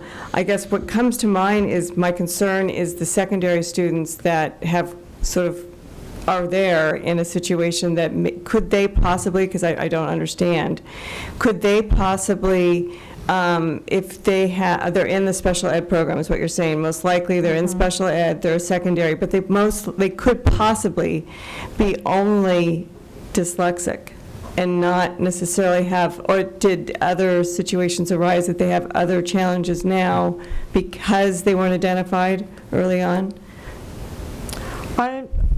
I'm not going to say that couldn't happen. It could. So I guess my concern is for the secondary students that might be dyslexic that we haven't identified that could possibly also have this training or be supported and be able to overcome the dyslexia that they have. Is that? Yes. Oh, absolutely. And I think that's what I proposed to Mr. Matsuoka for the secondary level. You've already got a mechanism, but you just need to find a way and time for them to provide that service. But some of your secondary teachers even participated in our interventionist training, but it's the master schedule and how to work that time into a master schedule, which is a bigger conversation. So the coach could actually be part of that process where they meet with the secondary folks, the special education administrators, and it's something we've been having conversations about with the special education administrators too, about how to work out a time within the day at the secondary level so that those students who need that ongoing intervention or need that intervention at the secondary level can receive it. I think the personnel is there. I just think it's a way of working that master schedule. And I know I was an assistant superintendent over curriculum as well as special ed and categorical programs for several years, so I know it's a real trick to try to find extra time in that day. But there's ways to do it, you just have to be very creative. And so that would be the piece where maybe this person could consult with special education and the staff. You've got program facilitators in special education. You've got Ariel, who oversees reading. She actually helped me with some of my interventionist training, went through it herself. You've got, it's been a long day, and I'm going to blank on your name, Mr. Rennis, Dr. Rennis, who also participated. So you've got some pieces there. Now we just need to figure out how to get those into the secondary level. Okay, thank you. Other comments? Ms. Sims-Moten? Yes, thank you. I just had a question. I know we're talking a lot about intervention. So I'm going to want to go to prevention. Is there a way to start to early identify in our preschools so that by the time you get them there, they're already identified and they have then a plan to be supported? There are certainly some at-risk factors that can be looked at in pre-K, absolutely. But as far as an actual diagnosis or identification as dyslexia or having dyslexia, you wouldn't do that at the pre-K level, but they're part of those at-risk factors. The problem is dyslexia typically falls in the category of a mild to moderate disability, and those students don't typically get identified for special education. And we don't have any control over gen ed preschools out around not all parents put their kids in preschools. But definitely we know there's a high correlation between speech and language issues at the pre-K level and later on reading disabilities. We do know that. Thank you. That's why the proposal went from K forward. Yeah, and the reason I ask is I also work for First Five, so that's where you hear me saying, is there ways through the assessments that we can look at it at that level too, so by the time they get to the K through 12, there's been that support system all the way. There definitely are some risk factors, and now you're running some of your preschool programs, but like I said, you don't get too many of those mild to moderate students in your programs to be able to even catch it. Ms. Capps? I just want to thank you for this good presentation. I just want to make sure I understand correctly, because it sounds good, that there are enough personnel. I mean, I know that's just the baseline issue is tutors and being able to really work one-on-one. Is that, am I hearing you personnel said are we talking at the secondary level? No, I just want to have you repeat what you just had said to Dr. Right, there would need to be personnel hired.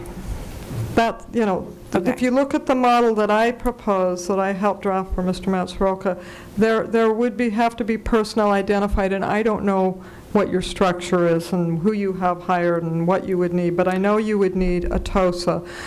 But the model that we looked at, and I've implemented this model, there would be a need to hire personnel, but a more cost-effective way to do that is to have teachers who work very closely with paraprofessionals who are trained, much like they do at Linda Moo Bell, for example.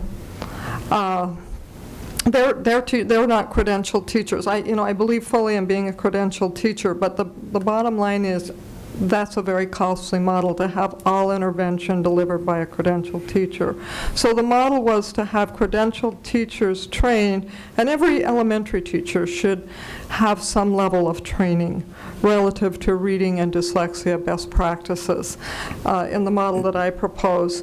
And then there would probably at some point in time need to be other staff identified that would work under this TOSA as well as with supervising teachers that could provide this intensive level of service, because the research shows that as soon as you go over 3 to 4 students in the group, the progress plateaus. I mean, it's not that they don't make progress, but they don't make enough progress to fill in that gap. Does that make sense? So initially, we're going to start with one. It may be 1.5 teachers. We definitely want to start with one. It's really figuring out how do we deliver this service in the midst of an elementary school campus, and then the high school is complex. And when you start hearing a size of 3 students. Like, how do we create a space for 3 students to be supported by a trained person? So initially a teacher, but I think the model that Jerice is presenting, and Sherry Ray's doing some training out in the community around, there's a program at the public library. So there's a way to train other people to deliver the direct services. So, but it's going to take a lot of people. So we're starting small. You will hear ongoing costs that we'll present to you. But to me, it's either we pay on the front end or we're paying on the back end for our students who are struggling with dyslexia. Ms. Capps? Yeah, thank you. I just want to make sure I completely understand. I think from my education from Sherry that the ideal situation is that in the classroom and then just augmented by trained teachers or tutors. Is that the model that's being proposed? Okay. All right, I will just end with a couple of things. One is I appreciated Ms. Sims-Moten bringing up the identification piece, because when I look at the Phase 1 intervention plan, it talks about testing models of implementation. I would see it even if it's not until the lower elementary grades, that we're also testing models of identification. Just want to be sure that we're doing that, because obviously we aren't necessarily identifying in time. And so I hope that that's part of the process.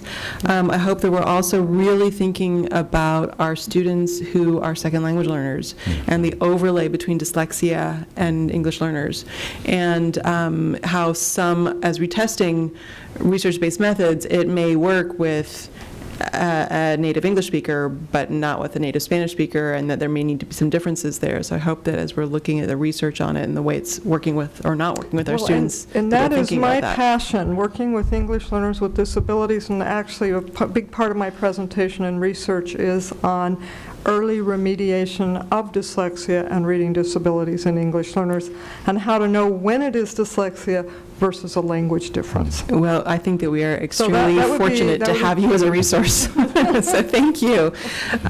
Great. All right. Well, wow, Ms. Ray, it's spring. It's spring of 2017, and we are making some progress. So that is really, it's really wonderful. I'm excited for this for next year, and I hope that this is just a first step in building some momentum towards serving a large number of our students a bit better. The one item that will come back to the board is the job description for the TOSA. We'll put it on consent at the next board meeting. But we have already posted that position because it's almost May. So we're getting ready to move. Mr. Ulloa. So this might be for Mr. Torina. Do you foresee this having any kind of the same issues that we do for like hiring paraeducators for special ed, that nature, as far as maybe being hard to fill? This is way down the line, but what are your thoughts? As far as the paraeducator comparison, no, I don't believe that it will be that difficult. I think some of the specificity by which we are creating a job description for that type of TOSA may cause some problems, but I think, like Dr. Butterfield mentioned, there are folks out there who have this expertise, and then there's all the other factors of coming to Santa Barbara to do work for us, so hopefully it won't be that hard to fill. But we'll see as we get applicants into the process. All right. With the rest of my board's permission, I'm going to go ahead and call a 5-minute break. It's 8:33. We'll be back at 8:38.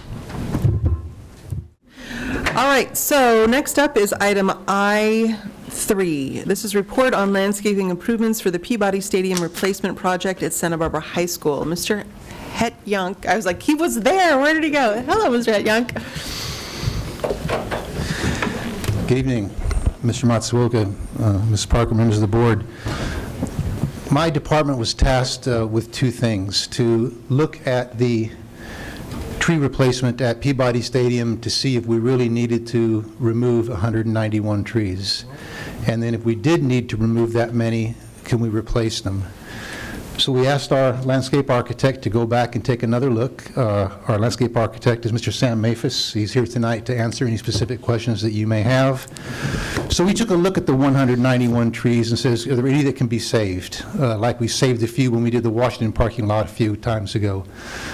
So it turns out that due to the expansion of the stadium, and if you go to the one slide that has the number of trees, looks like this. There we go.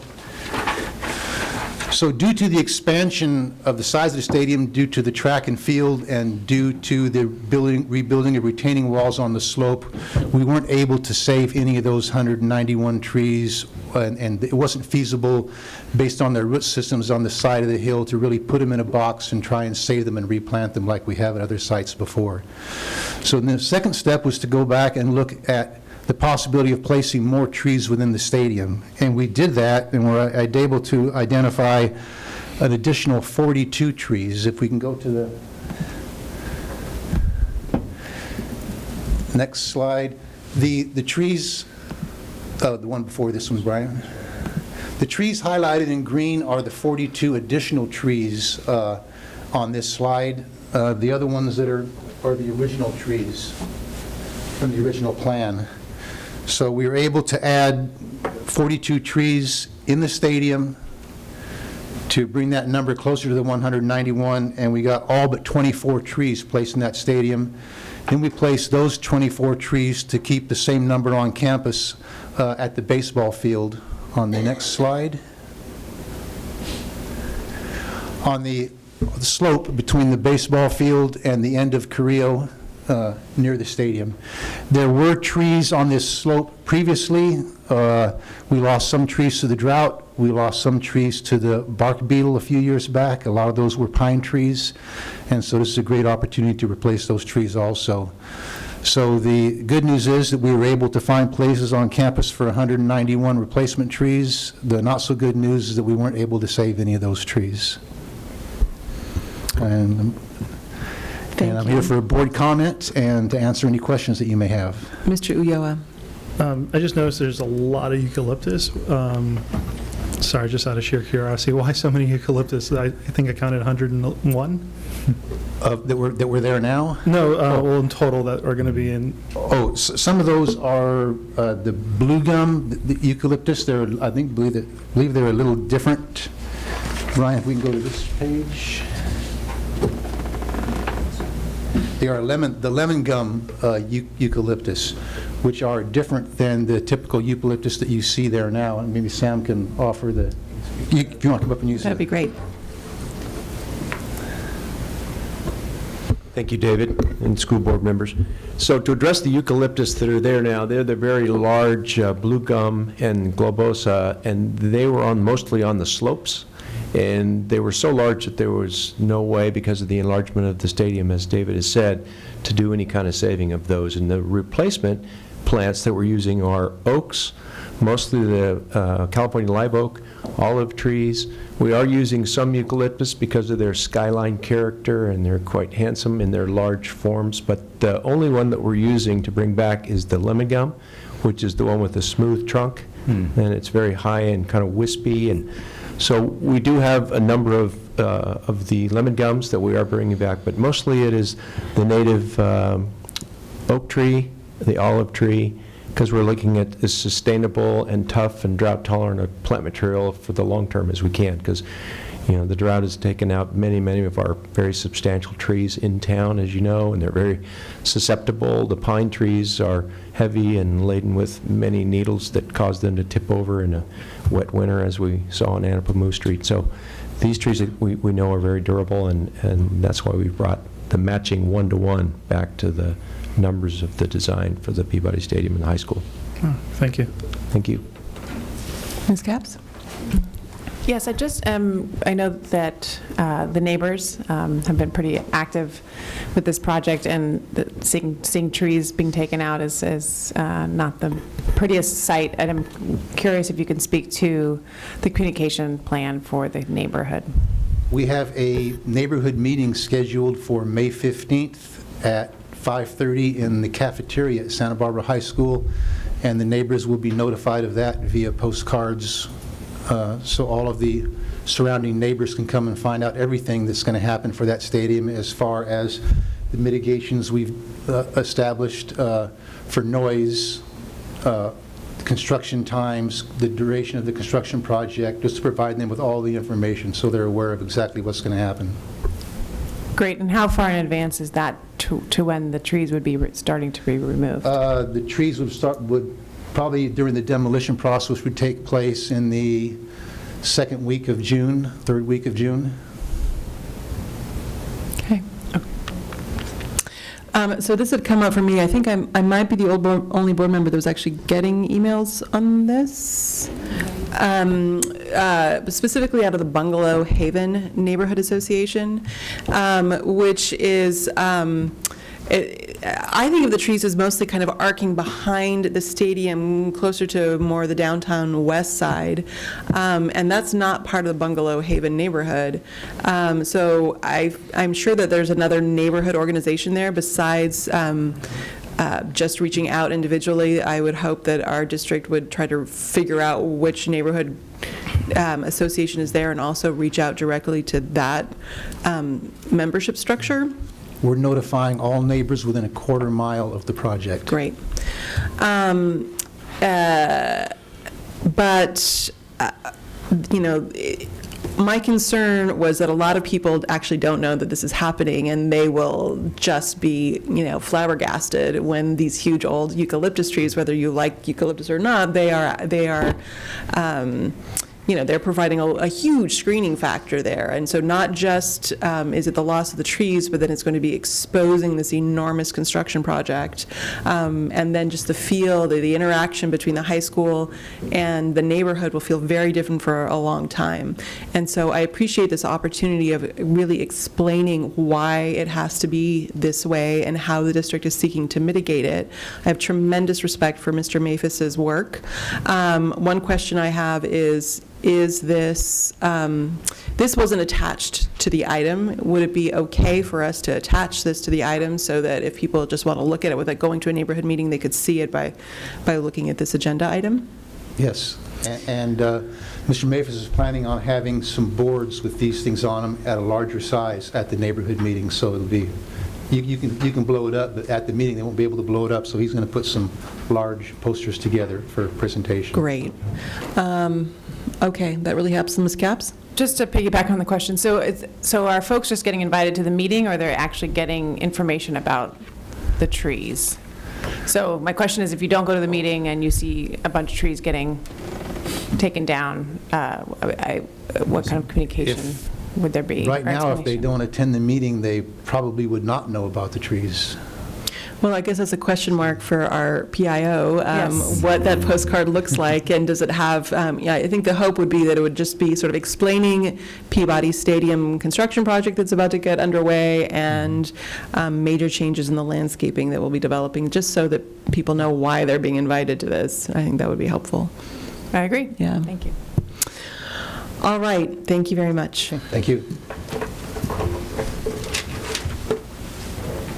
That brings us to H4, report on instructional materials. Mr. Carey. Mr. Carey, sorry. Combining Matsuoka and Sean Carey. I'll call you Ms. Carey now. It's all the time. It's the treachery of my first name. When certain organizations call my home and ask for Mr. Carey, I just say he's not here, right?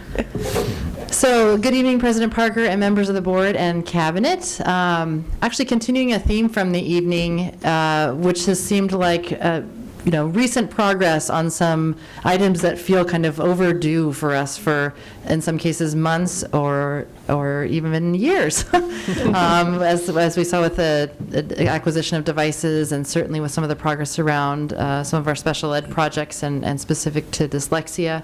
I'm here tonight eager to sort of revive a process that is our district's adoption of instructional materials, which has long been discussed and anticipated, and we are here and preparing to act. I want to just start by saying that what we want to make sure that you know and that the community knows is that we will be ultimately requesting your approval of specified instructional materials at the May 23rd board meeting. And that will give you and the public a chance to ask questions about what we're proposing, also to review proposed instructional materials should they choose to do though. They can come here to the district office to do that. And certainly any questions can be directed to me that anybody may have. I know that you have a narrative about what some of the processes have been, and I'm just going to outline that and give an overview using the slide deck. So, Brian, if we can, I have it here. I just wanted to make you aware that there are both board policies and administrative regulations that relate to instructional materials. And I wanted to highlight these excerpts because with so much having changed recently in terms of just paradigms around teaching and learning, the actual standards and frameworks themselves, and certainly with the advent of technology, there's a lot of buzz out there about instructional materials, and some of it is misinformation. You know, that districts might go to instructional materials to save money or to do things, you know, in order to get devices, say. And I just want to really be clear that those would be examples in my mind of the tail wagging the dog, and that first and foremost, as we look to adopt instructional materials, we're looking to adopt high quality instructional materials, mindful of a context in which those are changing all the time around us. And so we want to make sure that we're being nimble and adaptable. But first and foremost, we are interested in high quality instructional materials in that they provide depth of study, you know, access to high rigor, also that they provide equitable access to learners from different backgrounds and with different learning styles, and certainly that they can accommodate technologies we know of now and potentially even technologies we don't know of now. So that's what we think of when we think of high quality instructional materials, and those are the drivers in our processes and in our conversations. Actually, the groups that I've been participating with and observing are very good at kind of calling themselves back to those drivers, because there is a tendency sometimes to get enticed by something that is shiny or that could make a certain part of teaching and learning maybe come a little more more easily in the short term. And then I've watched the group sort of bring themselves back to those high integrity drivers. I just also, most of you didn't have the benefit of being here at the start of the school year when Superintendent Matsuoka was able to outline his vision of instructional materials in fact, I wasn't here either, but I was on the receiving end of this out at the sites, and I wanted to make sure that people had access to seeing what that presentation contained in the August board meeting. But this particular piece of it did a good job just giving, you know, a sense of what the shifts are from 20th century instructional materials, which most of us can relate to because they characterize most of our experience with formal schooling, to 21st century instructional materials. And of course, we are well into the 21st century now, but this is a good job in sort of giving you that macro view of the shift. So that's a part that's again, a perspective that I see as my role in reminding teachers about, that we have the teacher's experience with trying out the instructional materials, but we also have what the data is telling us about student achievement, and we certainly have our instructional leaders' view of what we should be mindful of as shifts for instructional materials. I'm sorry about the way that the link, I think when it converted from my version of it to the PDF, you can just barely see the hyperlink there, but it does work. I tried it on my computer. And there's a very extensive slide deck there that talks about it really gives you a detailed overview of the process that teachers have been going through. I give you a summary of that in the narrative, but there's, a couple dozen slides just around the process. So if you wanted to dig deep into just what kinds of activities have teachers been engaging in, how have those been structured, there's that resource available to you here. But I wanted to just share with you a snapshot of, again, things that have been framing the conversation. So there are issues of Common Core content, issues of engagement, issues of access and equity, and opportunities to utilize technology in order to enhance learning. In this case, this was for grades 6th grade through 8th grade math. Actually, also for high school math. This was for math. And after that long process, we are at this point with certain disciplines in the secondary grade bands. For world languages was on a journey. I pointed out in the narrative that they're somewhat of a unique discipline in that they're an academic elective, so they're sort of always kind of straddling these, the students don't have to take a world language in order to graduate, but certainly to be considered college and career ready, they do, and we want students taking world languages electives, but they're not as subject then because they're not a core 4 academic discipline to the spotlight, the scrutiny, and necessarily the stakes that English, ELA, math, social science, and science are. So this has been a group that's actually been kind of a great canary in the coal mine as we revise survive our instructional materials adoption. They certainly have very, very outdated materials in many cases, particularly as they shift to talking, using more and more real-world examples of language. There's lots of outdated history and cultural references, and so these groups of teachers worked swiftly and very productively to come to consensus about what the right instructional materials were to move forward, and they're very pleased with the way that the curriculum was organized, the access we've been talking about, and also the technology, QR codes and things like that. For math, you'll see there that two things happened. One thing is that grades 9 through 12 are ready to move forward with a recommendation for core connections for integrated math courses 1, 2, and 3 at the high school level. It's from college preparatory mathematics, and you will hear this referred to as CPM. So it's sometimes hard for people to remember what CPM stands for. It's just so universally regarded as referred to as CPM.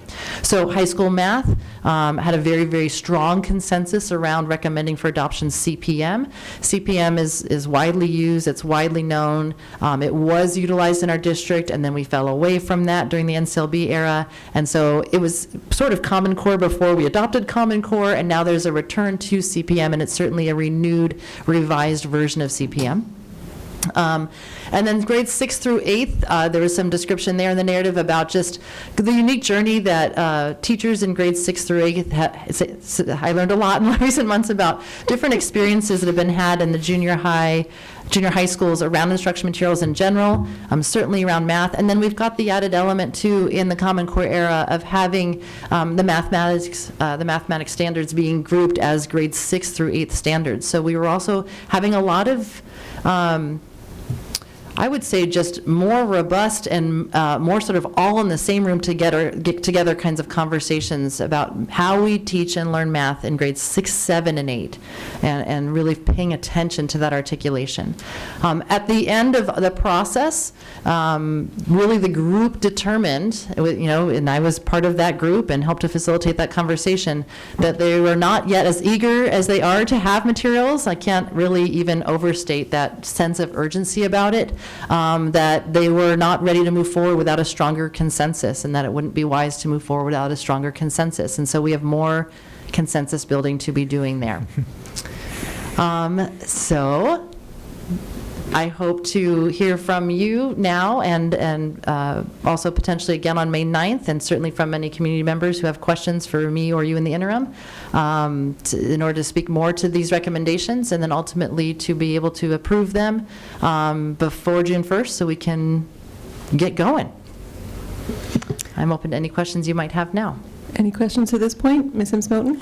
Can you explain the difference between the Spanish levels 1, 3 and versus Spanish native speakers? Sure. So we offer Spanish for students who don't have experience with the Spanish language, and so they're learning Spanish the way a lot of monolingual English learners do learn Spanish.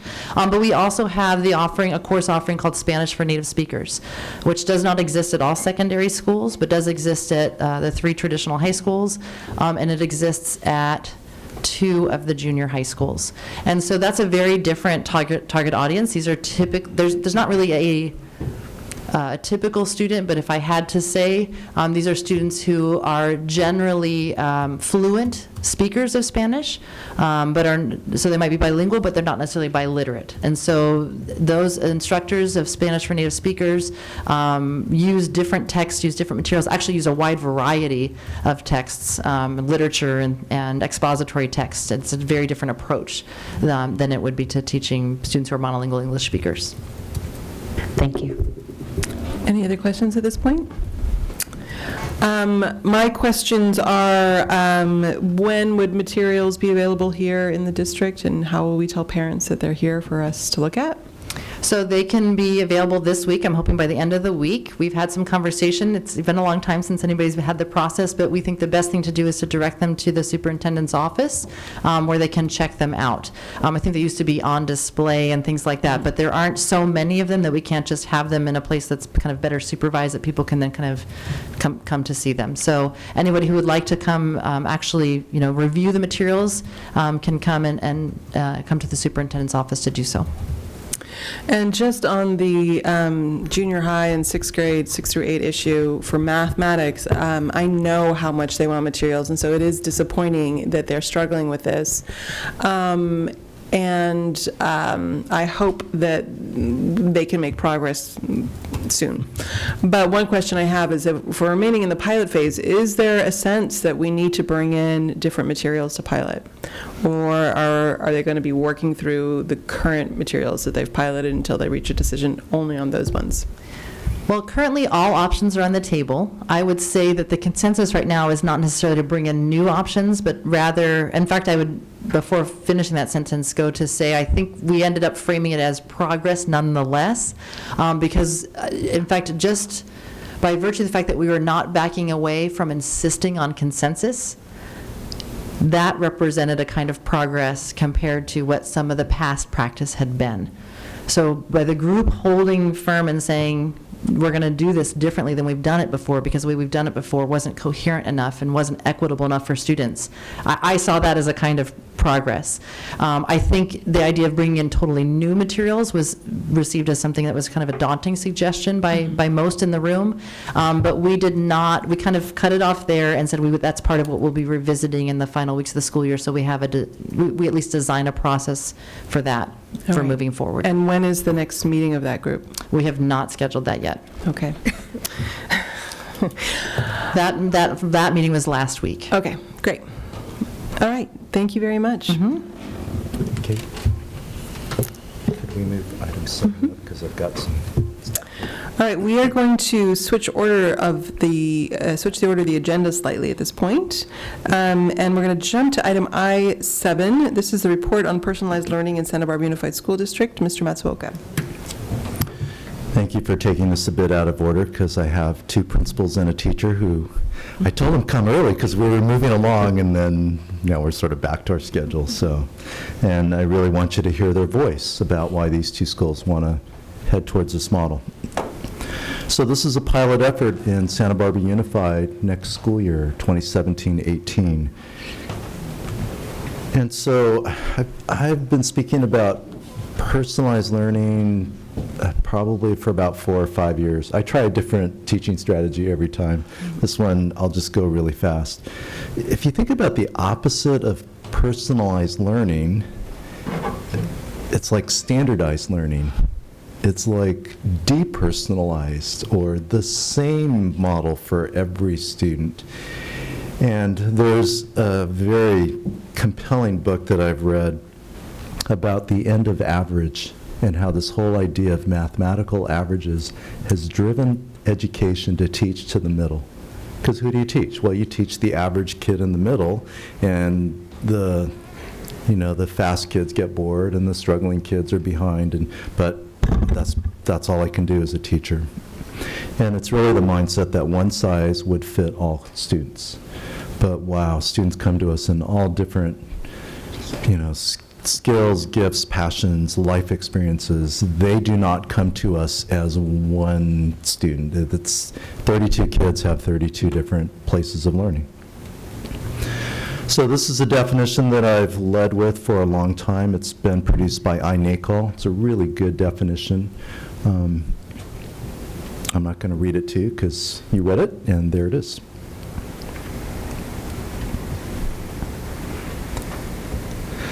So let's pause a little bit. This was in the narrative. Personalized learning is challenging to deliver, because if you were to personalize it, here's some of the pieces that you need. So you've got to write curriculum that can be delivered through technology. That's what's happened in the last 5 to 7 years. Technology has made personalization of learning start to happen. So you have devices, but to create and curate curriculum is a lot of work so that it fits, a whole range of students.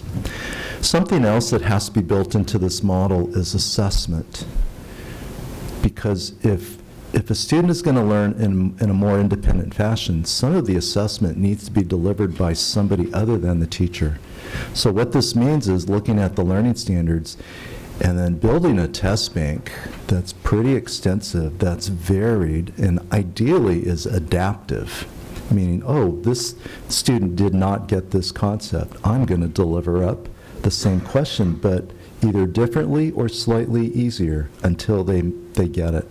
That's what Khan Academy is. It's an adaptive learning environment. And the SBAC is an adaptive testing environment.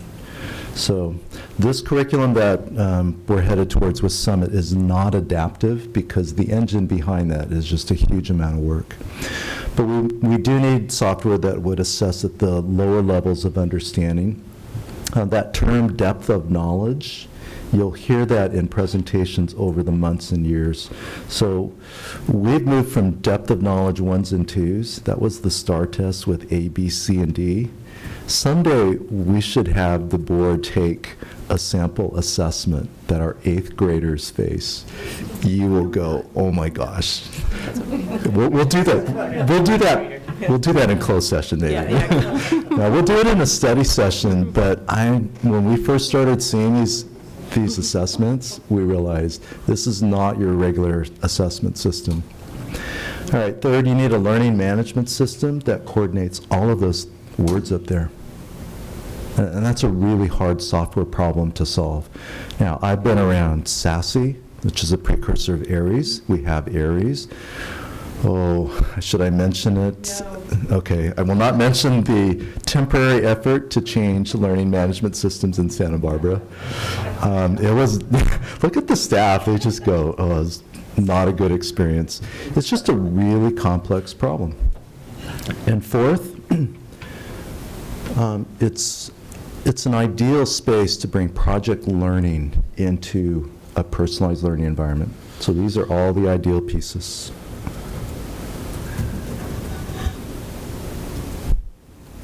Hey, Brian, just click. I wanted to call out this one thing that I wrote about in the narrative. So this word of student agency, it's actually some new vocabulary that's showing up in education, but it's a different word. What do you mean agency? Like a hiring agency? No, it's the idea that you are tapping into the person's choices and will to be engaged. You know, part of what we heard in the student voice conversation, you know, in different ways, some of our students struggle with being engaged in our classrooms. And how do we engage students? I believe this model, it engages students at such a deep level. I've seen it personally. It's really transformative. And so a shift in role where the student is driving their learning more and the teacher is more guiding and coaching. Because right now, our teachers feel completely responsible for the learning of all students because that's the 20th century model. You know, it's a top-down control management system. And so the next slide. All right, so Brian, I'm going to kick you off. And hopefully this is seamless. I just tried. Okay. It's boardroom.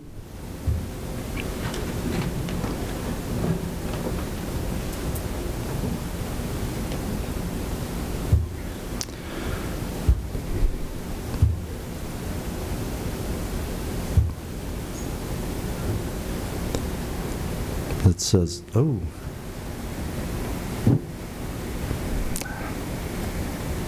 One more try and then we'll.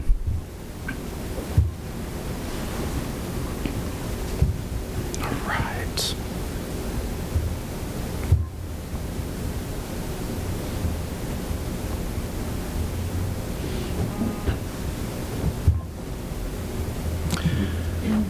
I'm going to give you a glimpse of the Summit personalized learning platform. So that software platform that I described that's really hard to create, this charter school organization has created it with tremendous help from a company called Facebook. You know, this small little company up there. And the narrative doesn't have the details, but Mark Zuckerberg has taken personal note of this project and has assigned, last I heard was an engineering team of 30 software engineers. It's probably more today. And that's all in-kind support of Facebook for this platform. So when there's a request to upgrade or, fix something, they just send it over to Facebook, and, hopefully within 24, 48 hours, it appears. That's pretty cool. No school district could operate at that level. All right, so here's a glimpse of what a student logs into. I'm just going to show this page only. So when a student logs in, you're looking at the school year for a 9th grader. And so what's interesting is there are 1, 2, 3, 4, so there's 5 academic courses that this student takes in 9th grade. And so there's a line there, and that line corresponds to, it's about Thanksgiving in terms of the academic year. So when a student logs in, they see that pacing guide. That line says, you should be here. So any work to the left of it is work to be completed. Work that's ahead of that line is still to come. And this is a student who's, he's called Sammy Speedy, meaning that, he's on top of it. He's moving along. And I want you to look at the English course. And so this top line are the projects. All right, personal narrative, textual analysis, literary analysis essay. Because now I'm going to jump over to the 9th grade course that Summit has written. And the way it's organized is there's the projects: personal narrative, textual analysis, literary analysis. There are 5 projects that take the entire academic year to cover. So they're pretty hefty projects. It's not like a 2-week project. It's assigned, and it takes anywhere from 2 to maybe 3 weeks, maybe 4 weeks to accomplish that project. The bottom part are the focus areas that are the primary responsibility of the learner, of the student. And the teacher can provide support, but the student needs to master this pretty much on their own. And here's what it looks like. So see the line where it says English 9 Power Learning Standards, all those green boxes? So those are items that this student has mastered on his own and has taken an assessment to validate that they understand that at the 80% level. So this student likes English. He's powered ahead. Now, the projects are time-based. They have to do that as a classroom group of students. But you can literally see in this diagram the division of curriculum. Projects, big, top line. The bottom is more student-driven learning. And Summit has established a grading standard that says 70% of your grade is based on projects and 30% on the simpler stuff, which, if you think about it, is actually assessing and weighting the right content. It's the harder material. It's the critical thinking that students master through projects.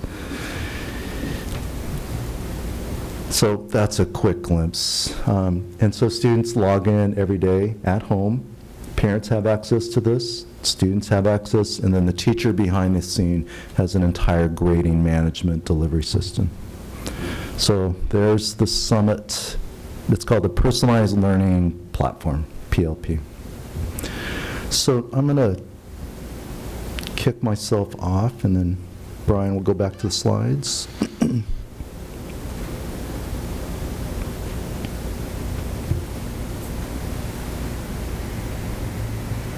So we have 2 schools that are stepping into this space of personalized learning. It's La Cumbre Junior High, 7th grade, and then La Cuesta High School. And the Summit team is really excited for both of our schools. I would say they're very curious to see how this works in a continuation high school. There's only one other school in the Summit collection of 200 schools that has tackled this in a continuation high school setting, because it's challenging. I mean, you at least get students from, all different places in learning, credits, courses. Of all places, we should have a personalized model. So I would like these 2 principals to come up and share, and I see James back there. Can we share your news, James? Yeah, so he'll share it. I'm going to have Elise come up first because her students presented yesterday? Today. I heard you were there. And so she's going to open, and she showed me this video We're going to show the first 3 minutes of it because it was really powerful. So, Ms. Simmons. Brian, do you have the video? Okay. So while he's cueing that, hello, good evening. Today, we finished. Today was our presentation for talking in class, and instead of doing, I worked with Just Communities, and instead of doing the typical talking in class, I asked if we could formulate it around this idea of personalized learning and this huge change that we're going to embark on. And I really wanted the students to understand the change, the context of it, and then also give their input for it. And so today they presented, Jackie was there, and there was 4 different groups. There was a group about rigor, a group about relevance, a group about relationships, and a group specifically about personalized learning. And they all related together. And the personalized learning group, they went last, and they said, I want to show you guys a video before we talk about our input and give our input on personalized learning. So this is the video that they chose as their part of their presentation. Albert Einstein once said, everybody's a genius, but if you judge a fish by its ability to climb a tree, it will live its whole life believing that it is stupid. Ladies and gentlemen of the jury, today on trial we have modern day schooling. Glad you could come. Not only does he make fish climb trees, but also makes them climb down and do a 10-mile run. Tell me, school, are you proud of the things you've done? Turning millions of people into robots, do you find that fun? Do you realize how many kids relate to that fish swimming upstream in class, never finding their gifts, thinking they are stupid, believing they are useless? Well, the time has come, no more excuses. I call school to the stand and accuse him of killing creativity, individuality, and being intellectually abusive. He's an ancient institution that has outlived his usage. So, Your Honor, this concludes my opening statement, and if I may present the evidence of my case, I will prove it. Proceed. Exhibit A. Here's a modern-day phone. Recognize it? Here's a phone from 150 years ago. Big difference, right? Stay with me. Here's a car from today, and here's a car from 150 years ago. Big difference, right? Well, get this. Here's a classroom of today, and here's a class we used 150 years ago. Now, ain't that a shame? In literally more than a century, nothing has changed. Yet you claim to prepare students for the future? But with evidence like that, I must ask, do you prepare students for the future or the past? I did a background check on you and let the record show that you were made to train people to work in factories, which explains why you put students in straight rows, nice and neat, tell them sit still, raise your hand if you want to speak, give them a short break to eat, and for 8 hours a day, tell them what to think. Oh, and make them compete to get an A. A letter which determines product quality, hence grade A of meat. I get it. Back then, times were different. We all have a past. I myself am no Gandhi. But today, we don't need to make robot zombies. The world has progressed. And now we need people who think creatively, innovatively, critically, independently, with the ability to connect. See, every scientist will tell you that no two brains are the same. And every parent with 2 or more children will confirm that claim.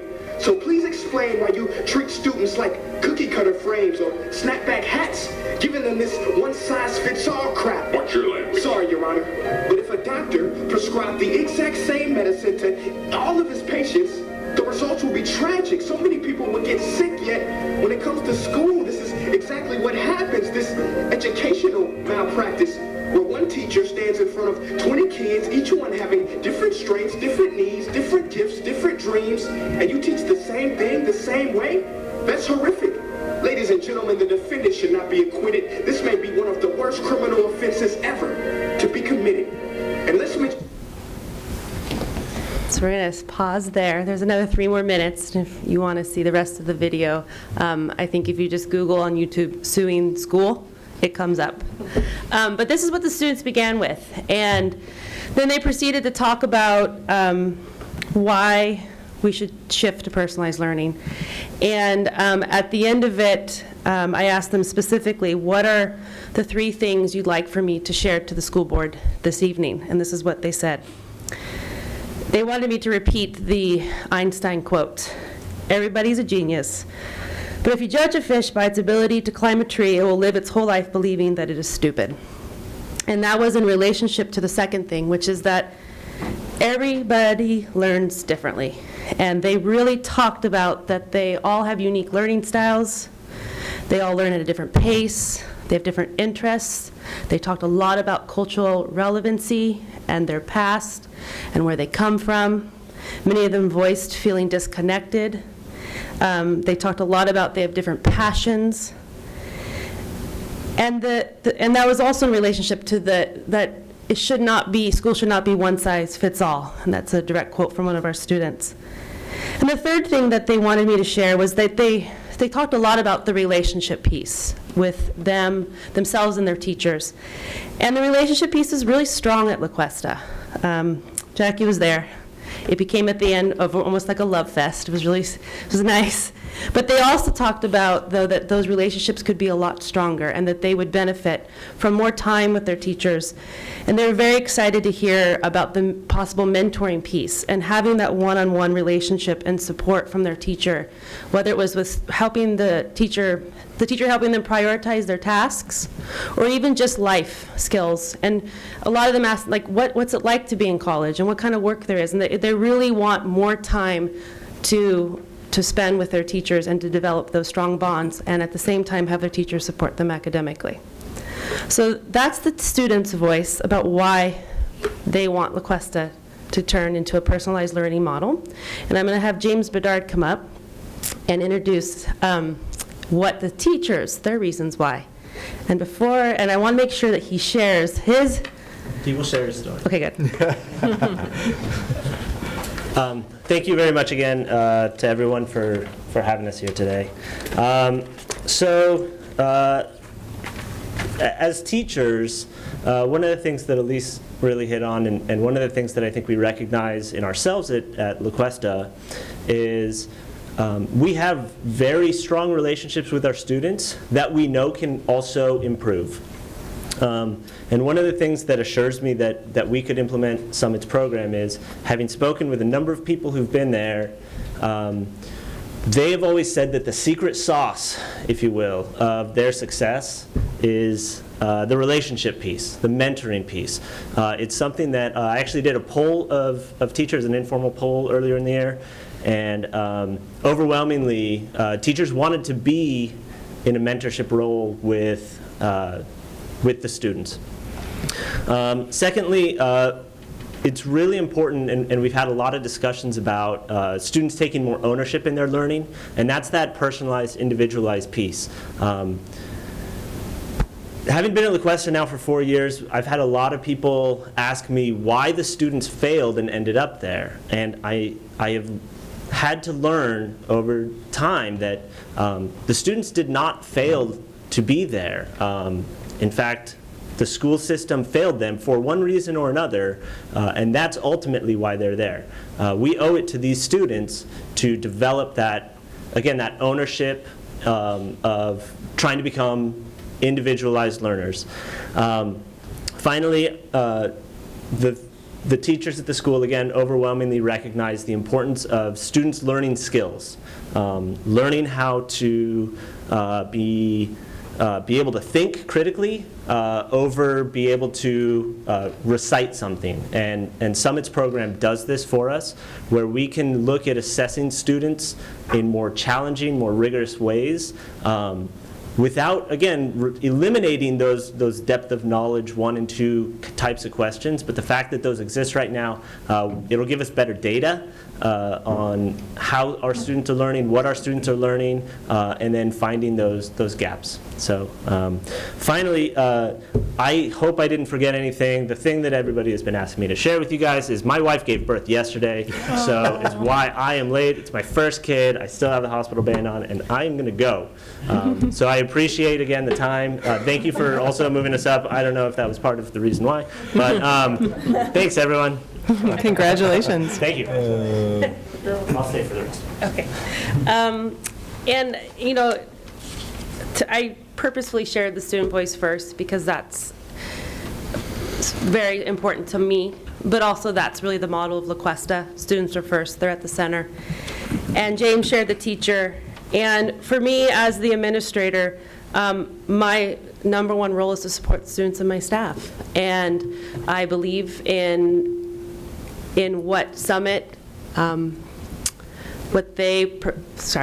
believe in what they say is, in terms of the platform. I visited the school, and I know that this may not be necessarily the silver bullet or the magical, but we have to make progress. Our students deserve the best, highest quality education that we can give them, and I really see this as a way to move closer to that. So. As we invite Joanne Keynes up, let me just comment about that video. I saw it this afternoon. I think that what they're trying to communicate is really effective. But the second time, I just want to say that the portrayal of the teacher as the obstacle is unfortunate in that video. And I want to make sure that Karen McBride is hearing my comments about that video. That my experience with this model is it's when teachers realize that there's a better way to work with students, it transforms their lives even more than the students. So it's unfortunate that the portrayal, even the characterization of education was that gentleman in the chair. I don't want anybody to think that we are bashing teachers. In fact, our teachers are working so hard, but it's a different way of working with students. So I want that to be on the record, and I'm glad I'm being taped. Thank you, and good evening. La Cumbre is absolutely the best possible choice as a pilot school. Our students, as you know, are all in core classes, English and Social Studies, plus possibly ELD. They are already doing project learning. We're already there. My teachers have been chomping at the bit for what more can we do. I can't meet all the needs of all the students in the class, 33 kids. So they were absolutely delighted when Carrie came out and presented personalized learning. We went down to a school in Pasadena and looked at it, and teachers were beyond excited because I can't tell you how many students might come to my office because they're bored or because they're behind and they've given up. Personalized learning allows for students to learn at their level, not just sit back and do nothing, but those who can go faster get to go faster. Those who need a little more support get that support. And the classes are heterogeneous, so you have English learners, students with disabilities, college prep, and honors, all levels in the same class, because personalized learning meets the needs of all of them at the same time. So in what setting would a student get a teacher to sit down with them every week and look at their work, set goals for the week, and then come back the next week? And this is every single week. And this is part of the Summit learning process. Pretty amazing. So when you talk about the relationship piece, it's there. The weakness, if there's such a thing in the Summit learning, is the math. And Carrie is working with Summit on that. My core teachers are all in, and we're going to start with half of our 7th grade next year. And we don't have student voices because the students coming in, of course, aren't there yet. But we only have 2 years to get students ready for high school. And teaching to the middle isn't getting it. So my teachers have been frustrated looking for ways. What can we do? How can we make this happen? We have students below grade level, at grade level, and above grade level. And teachers have been very, very frustrated. So they are really excited. They were pounding on my door, sign me up. And I did take a secret vote among teachers. Okay, if we're going to go in, I need to know whether or not you're in or you're out. So took a secret vote, and 100% in. Now, I don't know if they know what that really means. Not a secret anymore. But they're ready to go forward, which is the important thing. And we know it's not going to be easy. And we, being a small secondary school, have some unique challenges. And we know that. And so that's why we're starting with only half of our 7th grade, about 125 students. And we're going to work through as we grow it. So our goal, everybody goes into English 9 or above, Math 1 or above. That's our goal, and 2 years is not a lot of time. So, questions? Board members? Dr. Reed? So I just want to say that you said it so eloquently, Elise, because it was an amazing experience to be listening to the students and hearing what they think. And I really thought the talking in class experience was brilliant to provide that framework for them to have the thought processes about this whole experience. But what you mentioned and what we talked about in the special ed piece is the importance of relationships, and the relationship with a teacher, the relationship with a mentor, and the connection with each other, and having these conversations. And so the period of time, I had to go online and spend a lot of time watching the videos and learning about as much as I could about the summit, and it sounds really exciting, and it sounds like it's a great opportunity. And I want to commend both of you,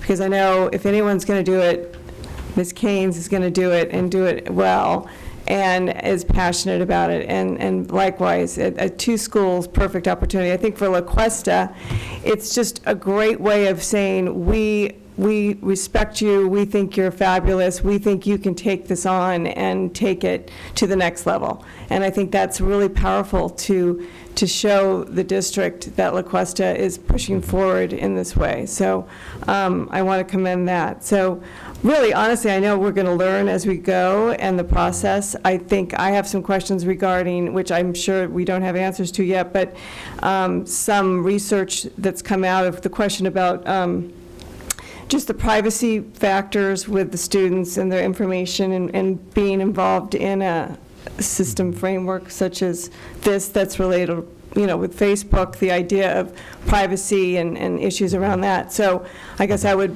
want to know what part of student identity is going to be a part of that framework, and can it be breached, and anything around that. But in terms of the process, the students were very clear.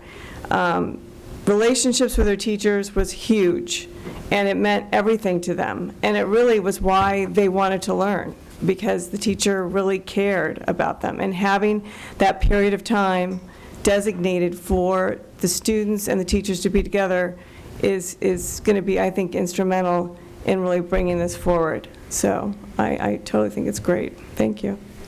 I do have to say that the real expert on personalized learning would be our superintendent, who implemented personalized learning in Milpitas and has now brought it to Santa Barbara. So we're going to be looking to him, and he's actually taking a group up to Milpitas next month to look at 2 schools up there. So we're fortunate to have Carrie here to have brought personalized learning to us. Dr. Reed, to your question, so there are some agreements that we do need to sign between Summit and us, and so we will address the concerns around student privacy and security. It's embedded in their documents, so we'll do a little more research about where Summit's at with it, but I understand the concern around privacy. Okay, I'll just chime in with, with your experience, Dr. Simmons, with the whole almost. Can I, you know what? We promote, this becomes Dr. Matsuoka, if you're close, if you're almost there, we're going to promote you now. Defending proposal on Friday morning. Woo! All right, this is good timing then. Yeah. you have experience in the sense, especially with Alta Vista, I would say, in terms of sort of structuring a schedule. It's not the same curriculum or anything like that, but it's kind of structuring independent learning. Whereas I think it's going to be more really new at La Cumbra. And so my question for you, Dr. Keynes, is, like what the heck, honorary, right? The doctor and the doctor have already talked about the two schools working together as well. Okay, good. Because, and what, is it coming into core knowledge? Is it coming into straight core classes? How are you identifying which students are participating in it? It's going to be almost everybody who's not in core knowledge. And then the following year, it will move into core knowledge. So it'll be two separate schools within a school next year. Okay, great. Thank you. Well, this is exciting. We'll look forward to hearing more about it, learning more about it, and watching it in action. Thank you. Thank you. All right, board members, it is 9:36. We have two more items on the agenda. With your permission, and if Dr. Wagenknecht doesn't kill me, I would suggest that we pull the report on program evaluation plan for student services until our next meeting, if that's okay with board members. And then my question mark for you is, do you have the stamina to get to item I-5, the report on contraband detection canine program, or would you prefer to postpone that to our next meeting? That's for you four. You can decide. Where are you at? Yeah, I'm good. You do it? Okay. Then let's go ahead and get that going. Item I-5, contraband detection canine program.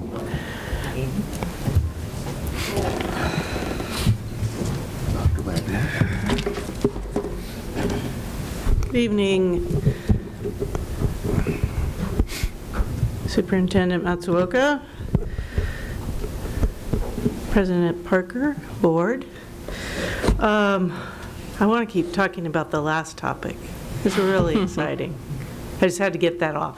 Then I can move on, but I'm just so very exciting for both of those schools and for the district.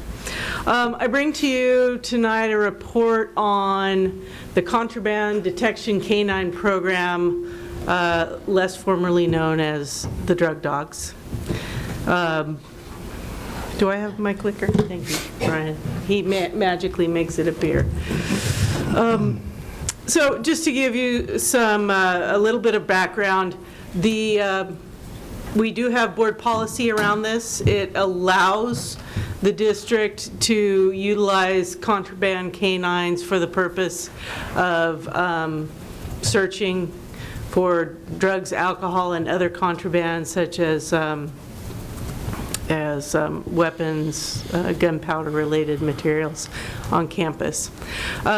Back, and I know Ms. Parker remembers this, in February 2012, after actually over a year of really researching, and the board went through 3 or 4 reports and presentations that were brought to them, the decision was made to bring the program to the district.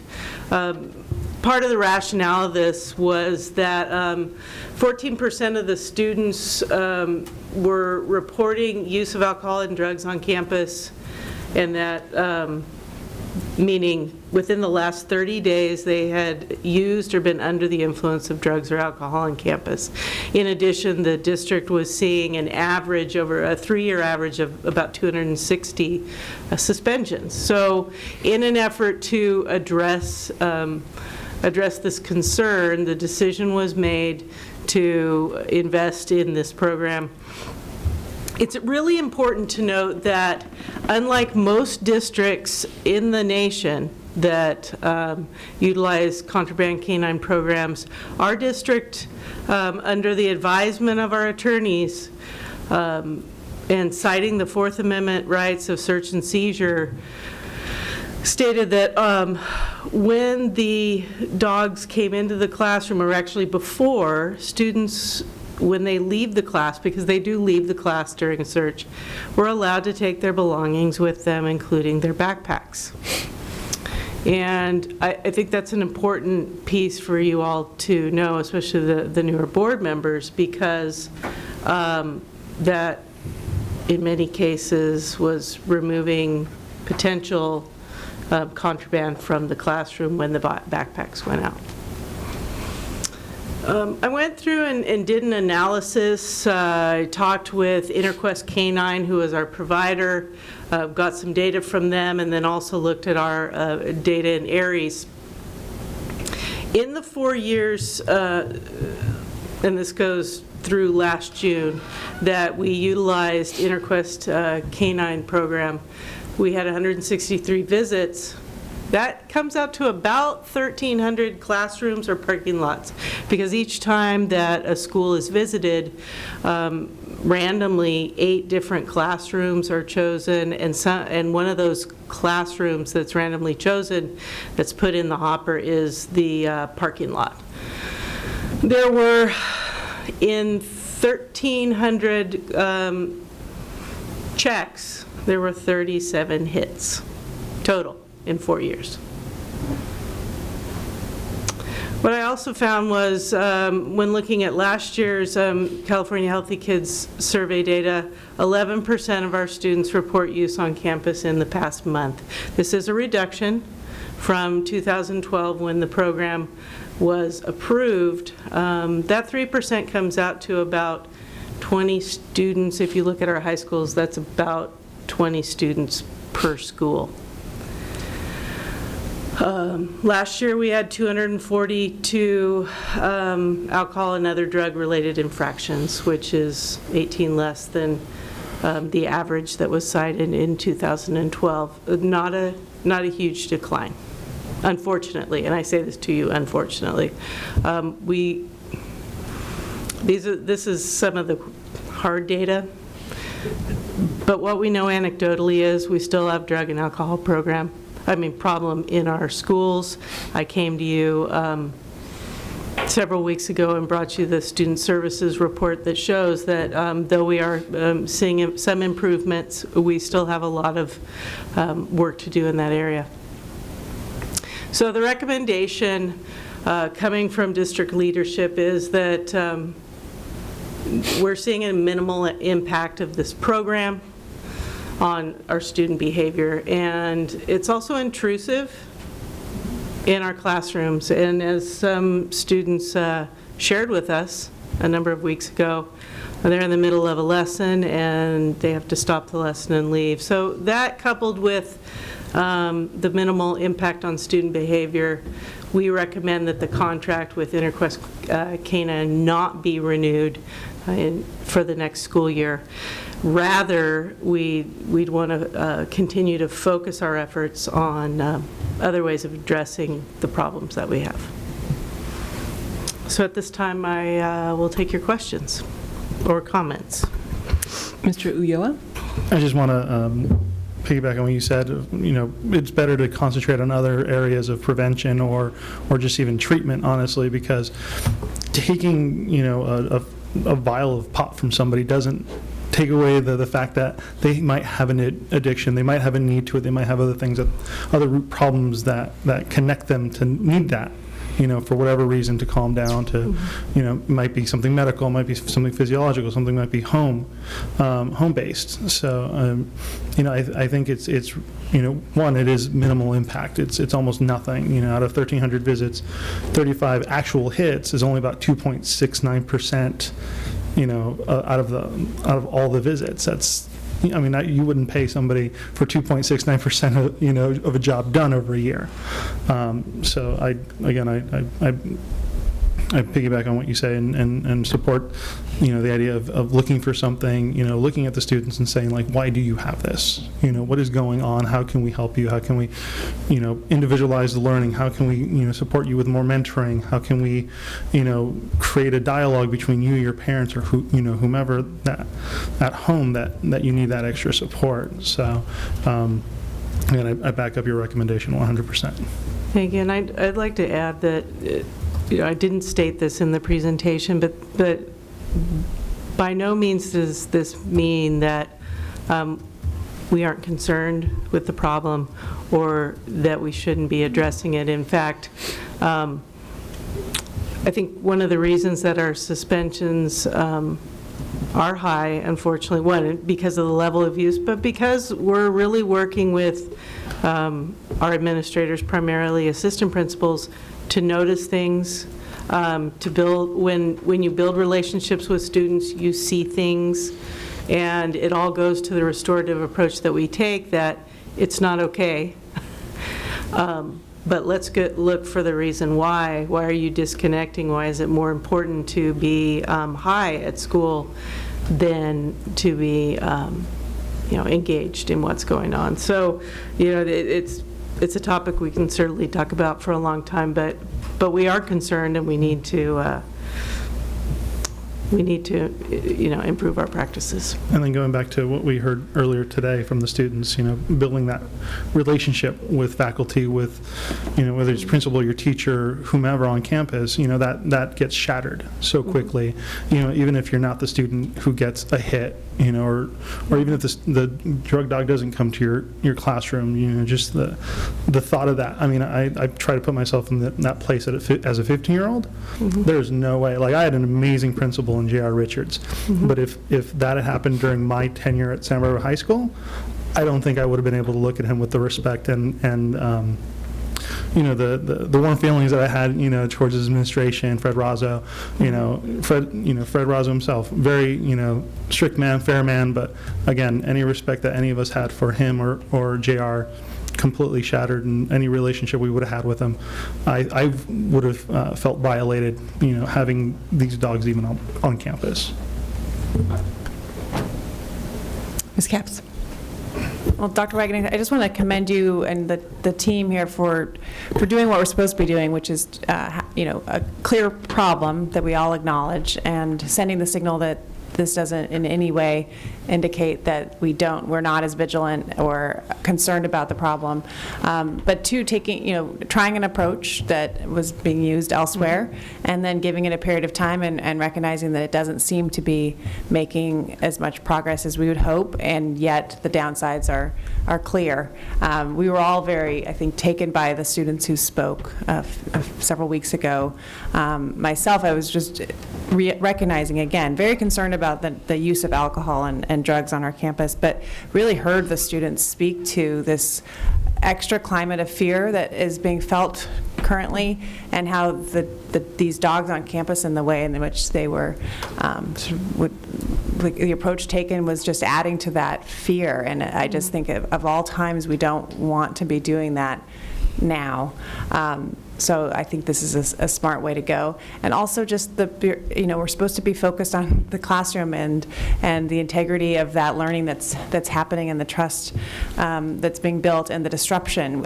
We heard very clearly how disruptive this was, time and again, to have the dogs come in and the students have to go out and all that. So I think this is the right way to go. But again, I would just really want to make sure that the signal is being sent that we're looking for other alternatives, and really looking at other more sensitive approaches to this real problem that's only potentially going to get worse with the legalization and the state of marijuana and the proliferation of the access and et cetera. So thank you. Thank you. Well, I will add in that as a board, we were always really happy that there were very few hits, and actually saw that as a success of the program in terms of being a deterrent to having drugs come on campus. And one of the reasons that the board voted to renew it again was because the high school administrators would come to us and say, we want this. And so I guess one of my questions is, have high school administrators changed their minds over time? And maybe that's a question for Ms. Carey. Whether, because they really saw it as a deterrent. And I guess some of the background on this is in 2012, we had a cohort of parents that were so horrified at the drug dealing that was going on in classrooms that they felt teachers were ignoring, that there was actually a push to randomly drug test students. And so the board at the time was just like, we don't want to go there. And so this, especially with the framework of you can leave your backpack behind and all this was a sort of a compromise, and just a piece, recognizing that, of course, students actually need counseling around drug use and help and assistance, and that this was just one piece of maybe we could try to reduce the amount of drug dealing that was going on campuses. And so, Ms. Carey.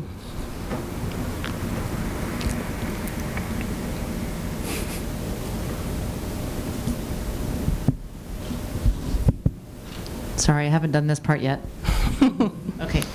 So I would say that drugs were and are a really significant concern of school administrators.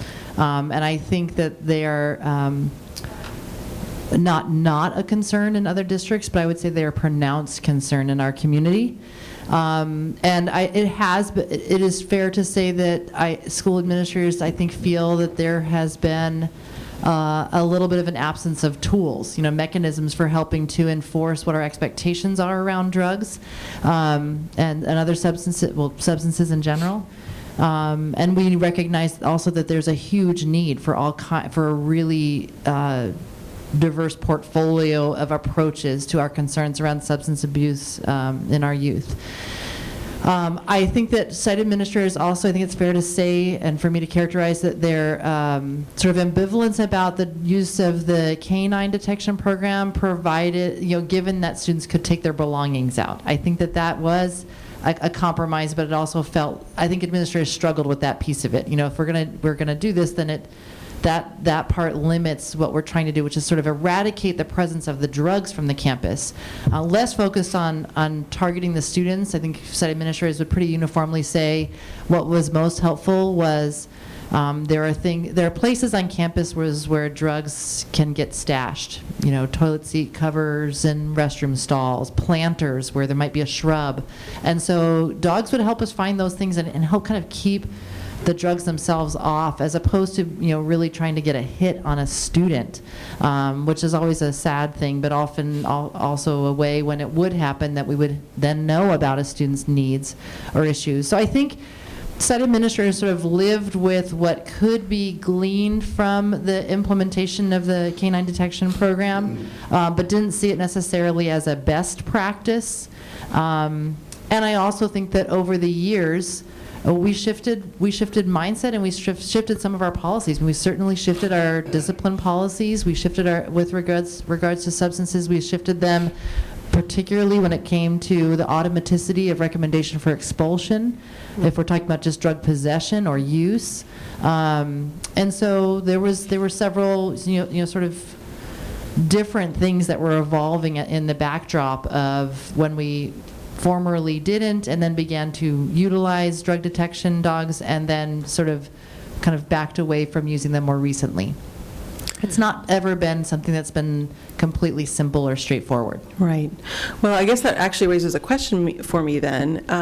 Is there some value in having drug dogs come to campuses just to do a sweep without going into classrooms?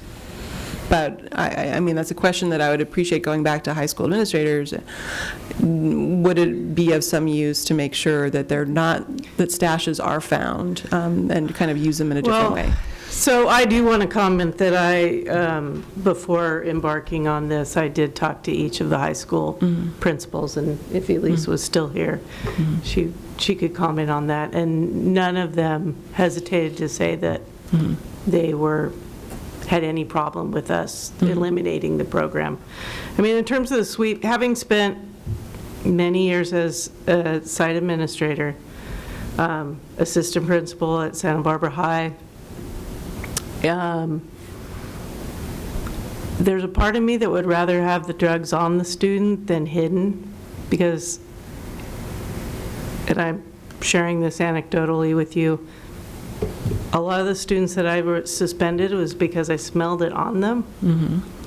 And so there's a lot more to this than, there's not a part of me that believes that we reduce the amount of drugs on our campuses because of this policy. Students found places to hide it And I think your question was, do we sweep? Then we have to ask the question of, well, we have to do it during the day, and we have to do it when students are there, and then they'll find somewhere else to hide it. I mean, I would rather we focus our efforts on treating the real problem, because I feel like this goes to, it makes us feel like we're doing something, when my sense is we're not really doing anything. Well, then I would ask, if this is phasing out for the next year, that we don't talk broadly about other things that we should be doing or investigating, but that we actually have something specific that comes to us by, say, August, so that our students see, as the new school year starts, that there is a specific, it's not a replacement for this, it's something different, but that there is a new type of intervention or a new message or a new way, a new comprehensive program, so that it doesn't feel like, oh, well, we've dropped this and now they are just kind of going to catch things as they can. I think it needs to be messaged more carefully, and I think that it needs to be something that's really a specific program and a specific goals and objectives around an actual intervention, and not just be broad. That Can I have can one more- definitely be can I have one done. thing? I do think that there was some value in terms of, I think site administrative teams learned some things from the experience of having the canine detection unit, but we did hear and I want to speak to your question directly too about, is there some value in keeping them, not to search students or classrooms, but just the campus in general? So even though there was some value, I don't want to lose sight of the fact that there were some positive things gleaned, some learning that was gleaned. I definitely heard also the student voice. I just want to circle back around to Mr. Uyoe's comment that even the presence of dogs that are, whose presence is intended to kind of sniff out literally criminal behavior on the part of students, or possible criminal behavior on the part of students, or certainly behavior that will be regarded as criminal. And we're suggesting that we're seeing it and viewing it in that way when our concern is really much more for their health and well-being. I think that is something that we do have to confront at this juncture, and I just want to make sure that it's very clear that I stand by the recommendation that we discontinue for where we are now, that we discontinue with that caveat that we be very clear about what measures we do take. Ms. Bowden. And as we're going forward, are we also including in some new strategies to student voices, how to also solve the problem? Absolutely. Or to address it? It's that, not about us without us. I think that definitely has to be part of it. And there are many things that we can do, but I'm hearing a very specific piece of that. And part of that is student voice. There are a lot of students who are not happy with the drug use on campus, so we need to tap into that and have them help us with that. There are teachers who recognize drug use and are reticent to say anything, and so it's really around empowering folks who know what's going on to help solve the problem. Yeah. Dr. Reed. Yeah, and just to add one comment, one of the conversations today before at 4:30 when we were here talking and engaging with the students, one of the students was saying how she said teachers know when you're not doing well. You wear baggy clothes, you don't care how you dress, they can see that something's up. And she felt that it was too prevalent, that there wasn't a connection between the teacher and the student. And so I think it goes back to really building the relationships and bringing that forward, because if a teacher and a student are able to have a conversation and bring it forward or find support, then we can maybe circumvent the issue. And that being, I think, the relationship building, which is what we've been talking about this whole night, is the importance of the relationship building, which I think can help move us forward in many different areas. And the relationship is the first R in the 5 R's in restorative approaches, and if we don't have that R, we might as well not do the other 4. And so there's a big difference between a teacher who has a relationship with a student, who's sitting in the back of the class with their head down and maybe under the influence of marijuana, and if you have a relationship with that student, you handle it much differently than if you don't.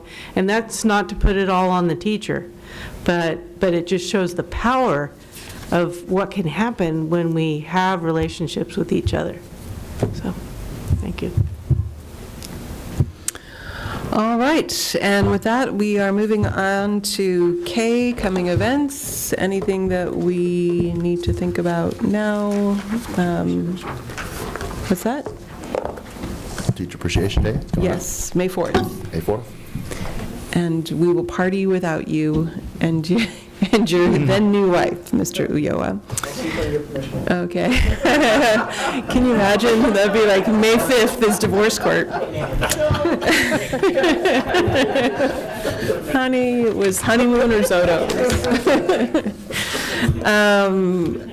So that's coming up before we meet again. Future agenda items, just a reminder, we were talking about, again, Board Policy 1400 and bringing forward the voter registration on high school campuses. And Ms. Capps? Yeah, just beyond the board policy, also just, I would love to know more about what the schools are doing or can be doing when it comes to voter registration. Dr. Reed? Yeah, and I just wanted to acknowledge Dr. Wagenet having put together that evaluation proposal plan, because I know that a lot of thought went into that, and so I appreciate that, and we look forward to looking at that next time, but that's the beginning of a process that we've been discussing, and I appreciate you moving forward with that. Thank you. All right, so we have 2 regular board meetings coming up, Tuesday, May 9th, and then Tuesday, May 23rd. And do we have a special meeting in there somewhere? I don't see any need for a special meeting on a separate date, but what we're starting to plan for, and I'll give you an overview in the Friday letter. So May 23rd is SIPSA review and approval night. And we did that in a study session. Remember the round robin format? You got to pick, I think it was 3 schools, 3 or 4, because we need to approve next year's SIPSAs on May 23rd. And then the board also asked for some study session time around the district budget. Now, looking at Ms. Jatay's schedule, probably the earliest we could do that is on the June, was it 12th board meeting? But when does the board have to approve next year's budget? Is it 27th is our last board meeting. We bring it twice. Once in the beginning, like the 12th, and then the 27th is final approval with the LCAP. So if our schedules can support this, I think a board study session, that hour format where it's more informal, we'll just, that way we can just have a dialogue with Meg and team about the budget. We will probably still put an agenda item around the district proposed budget in the main board meeting, and then final adoption is on June 26th.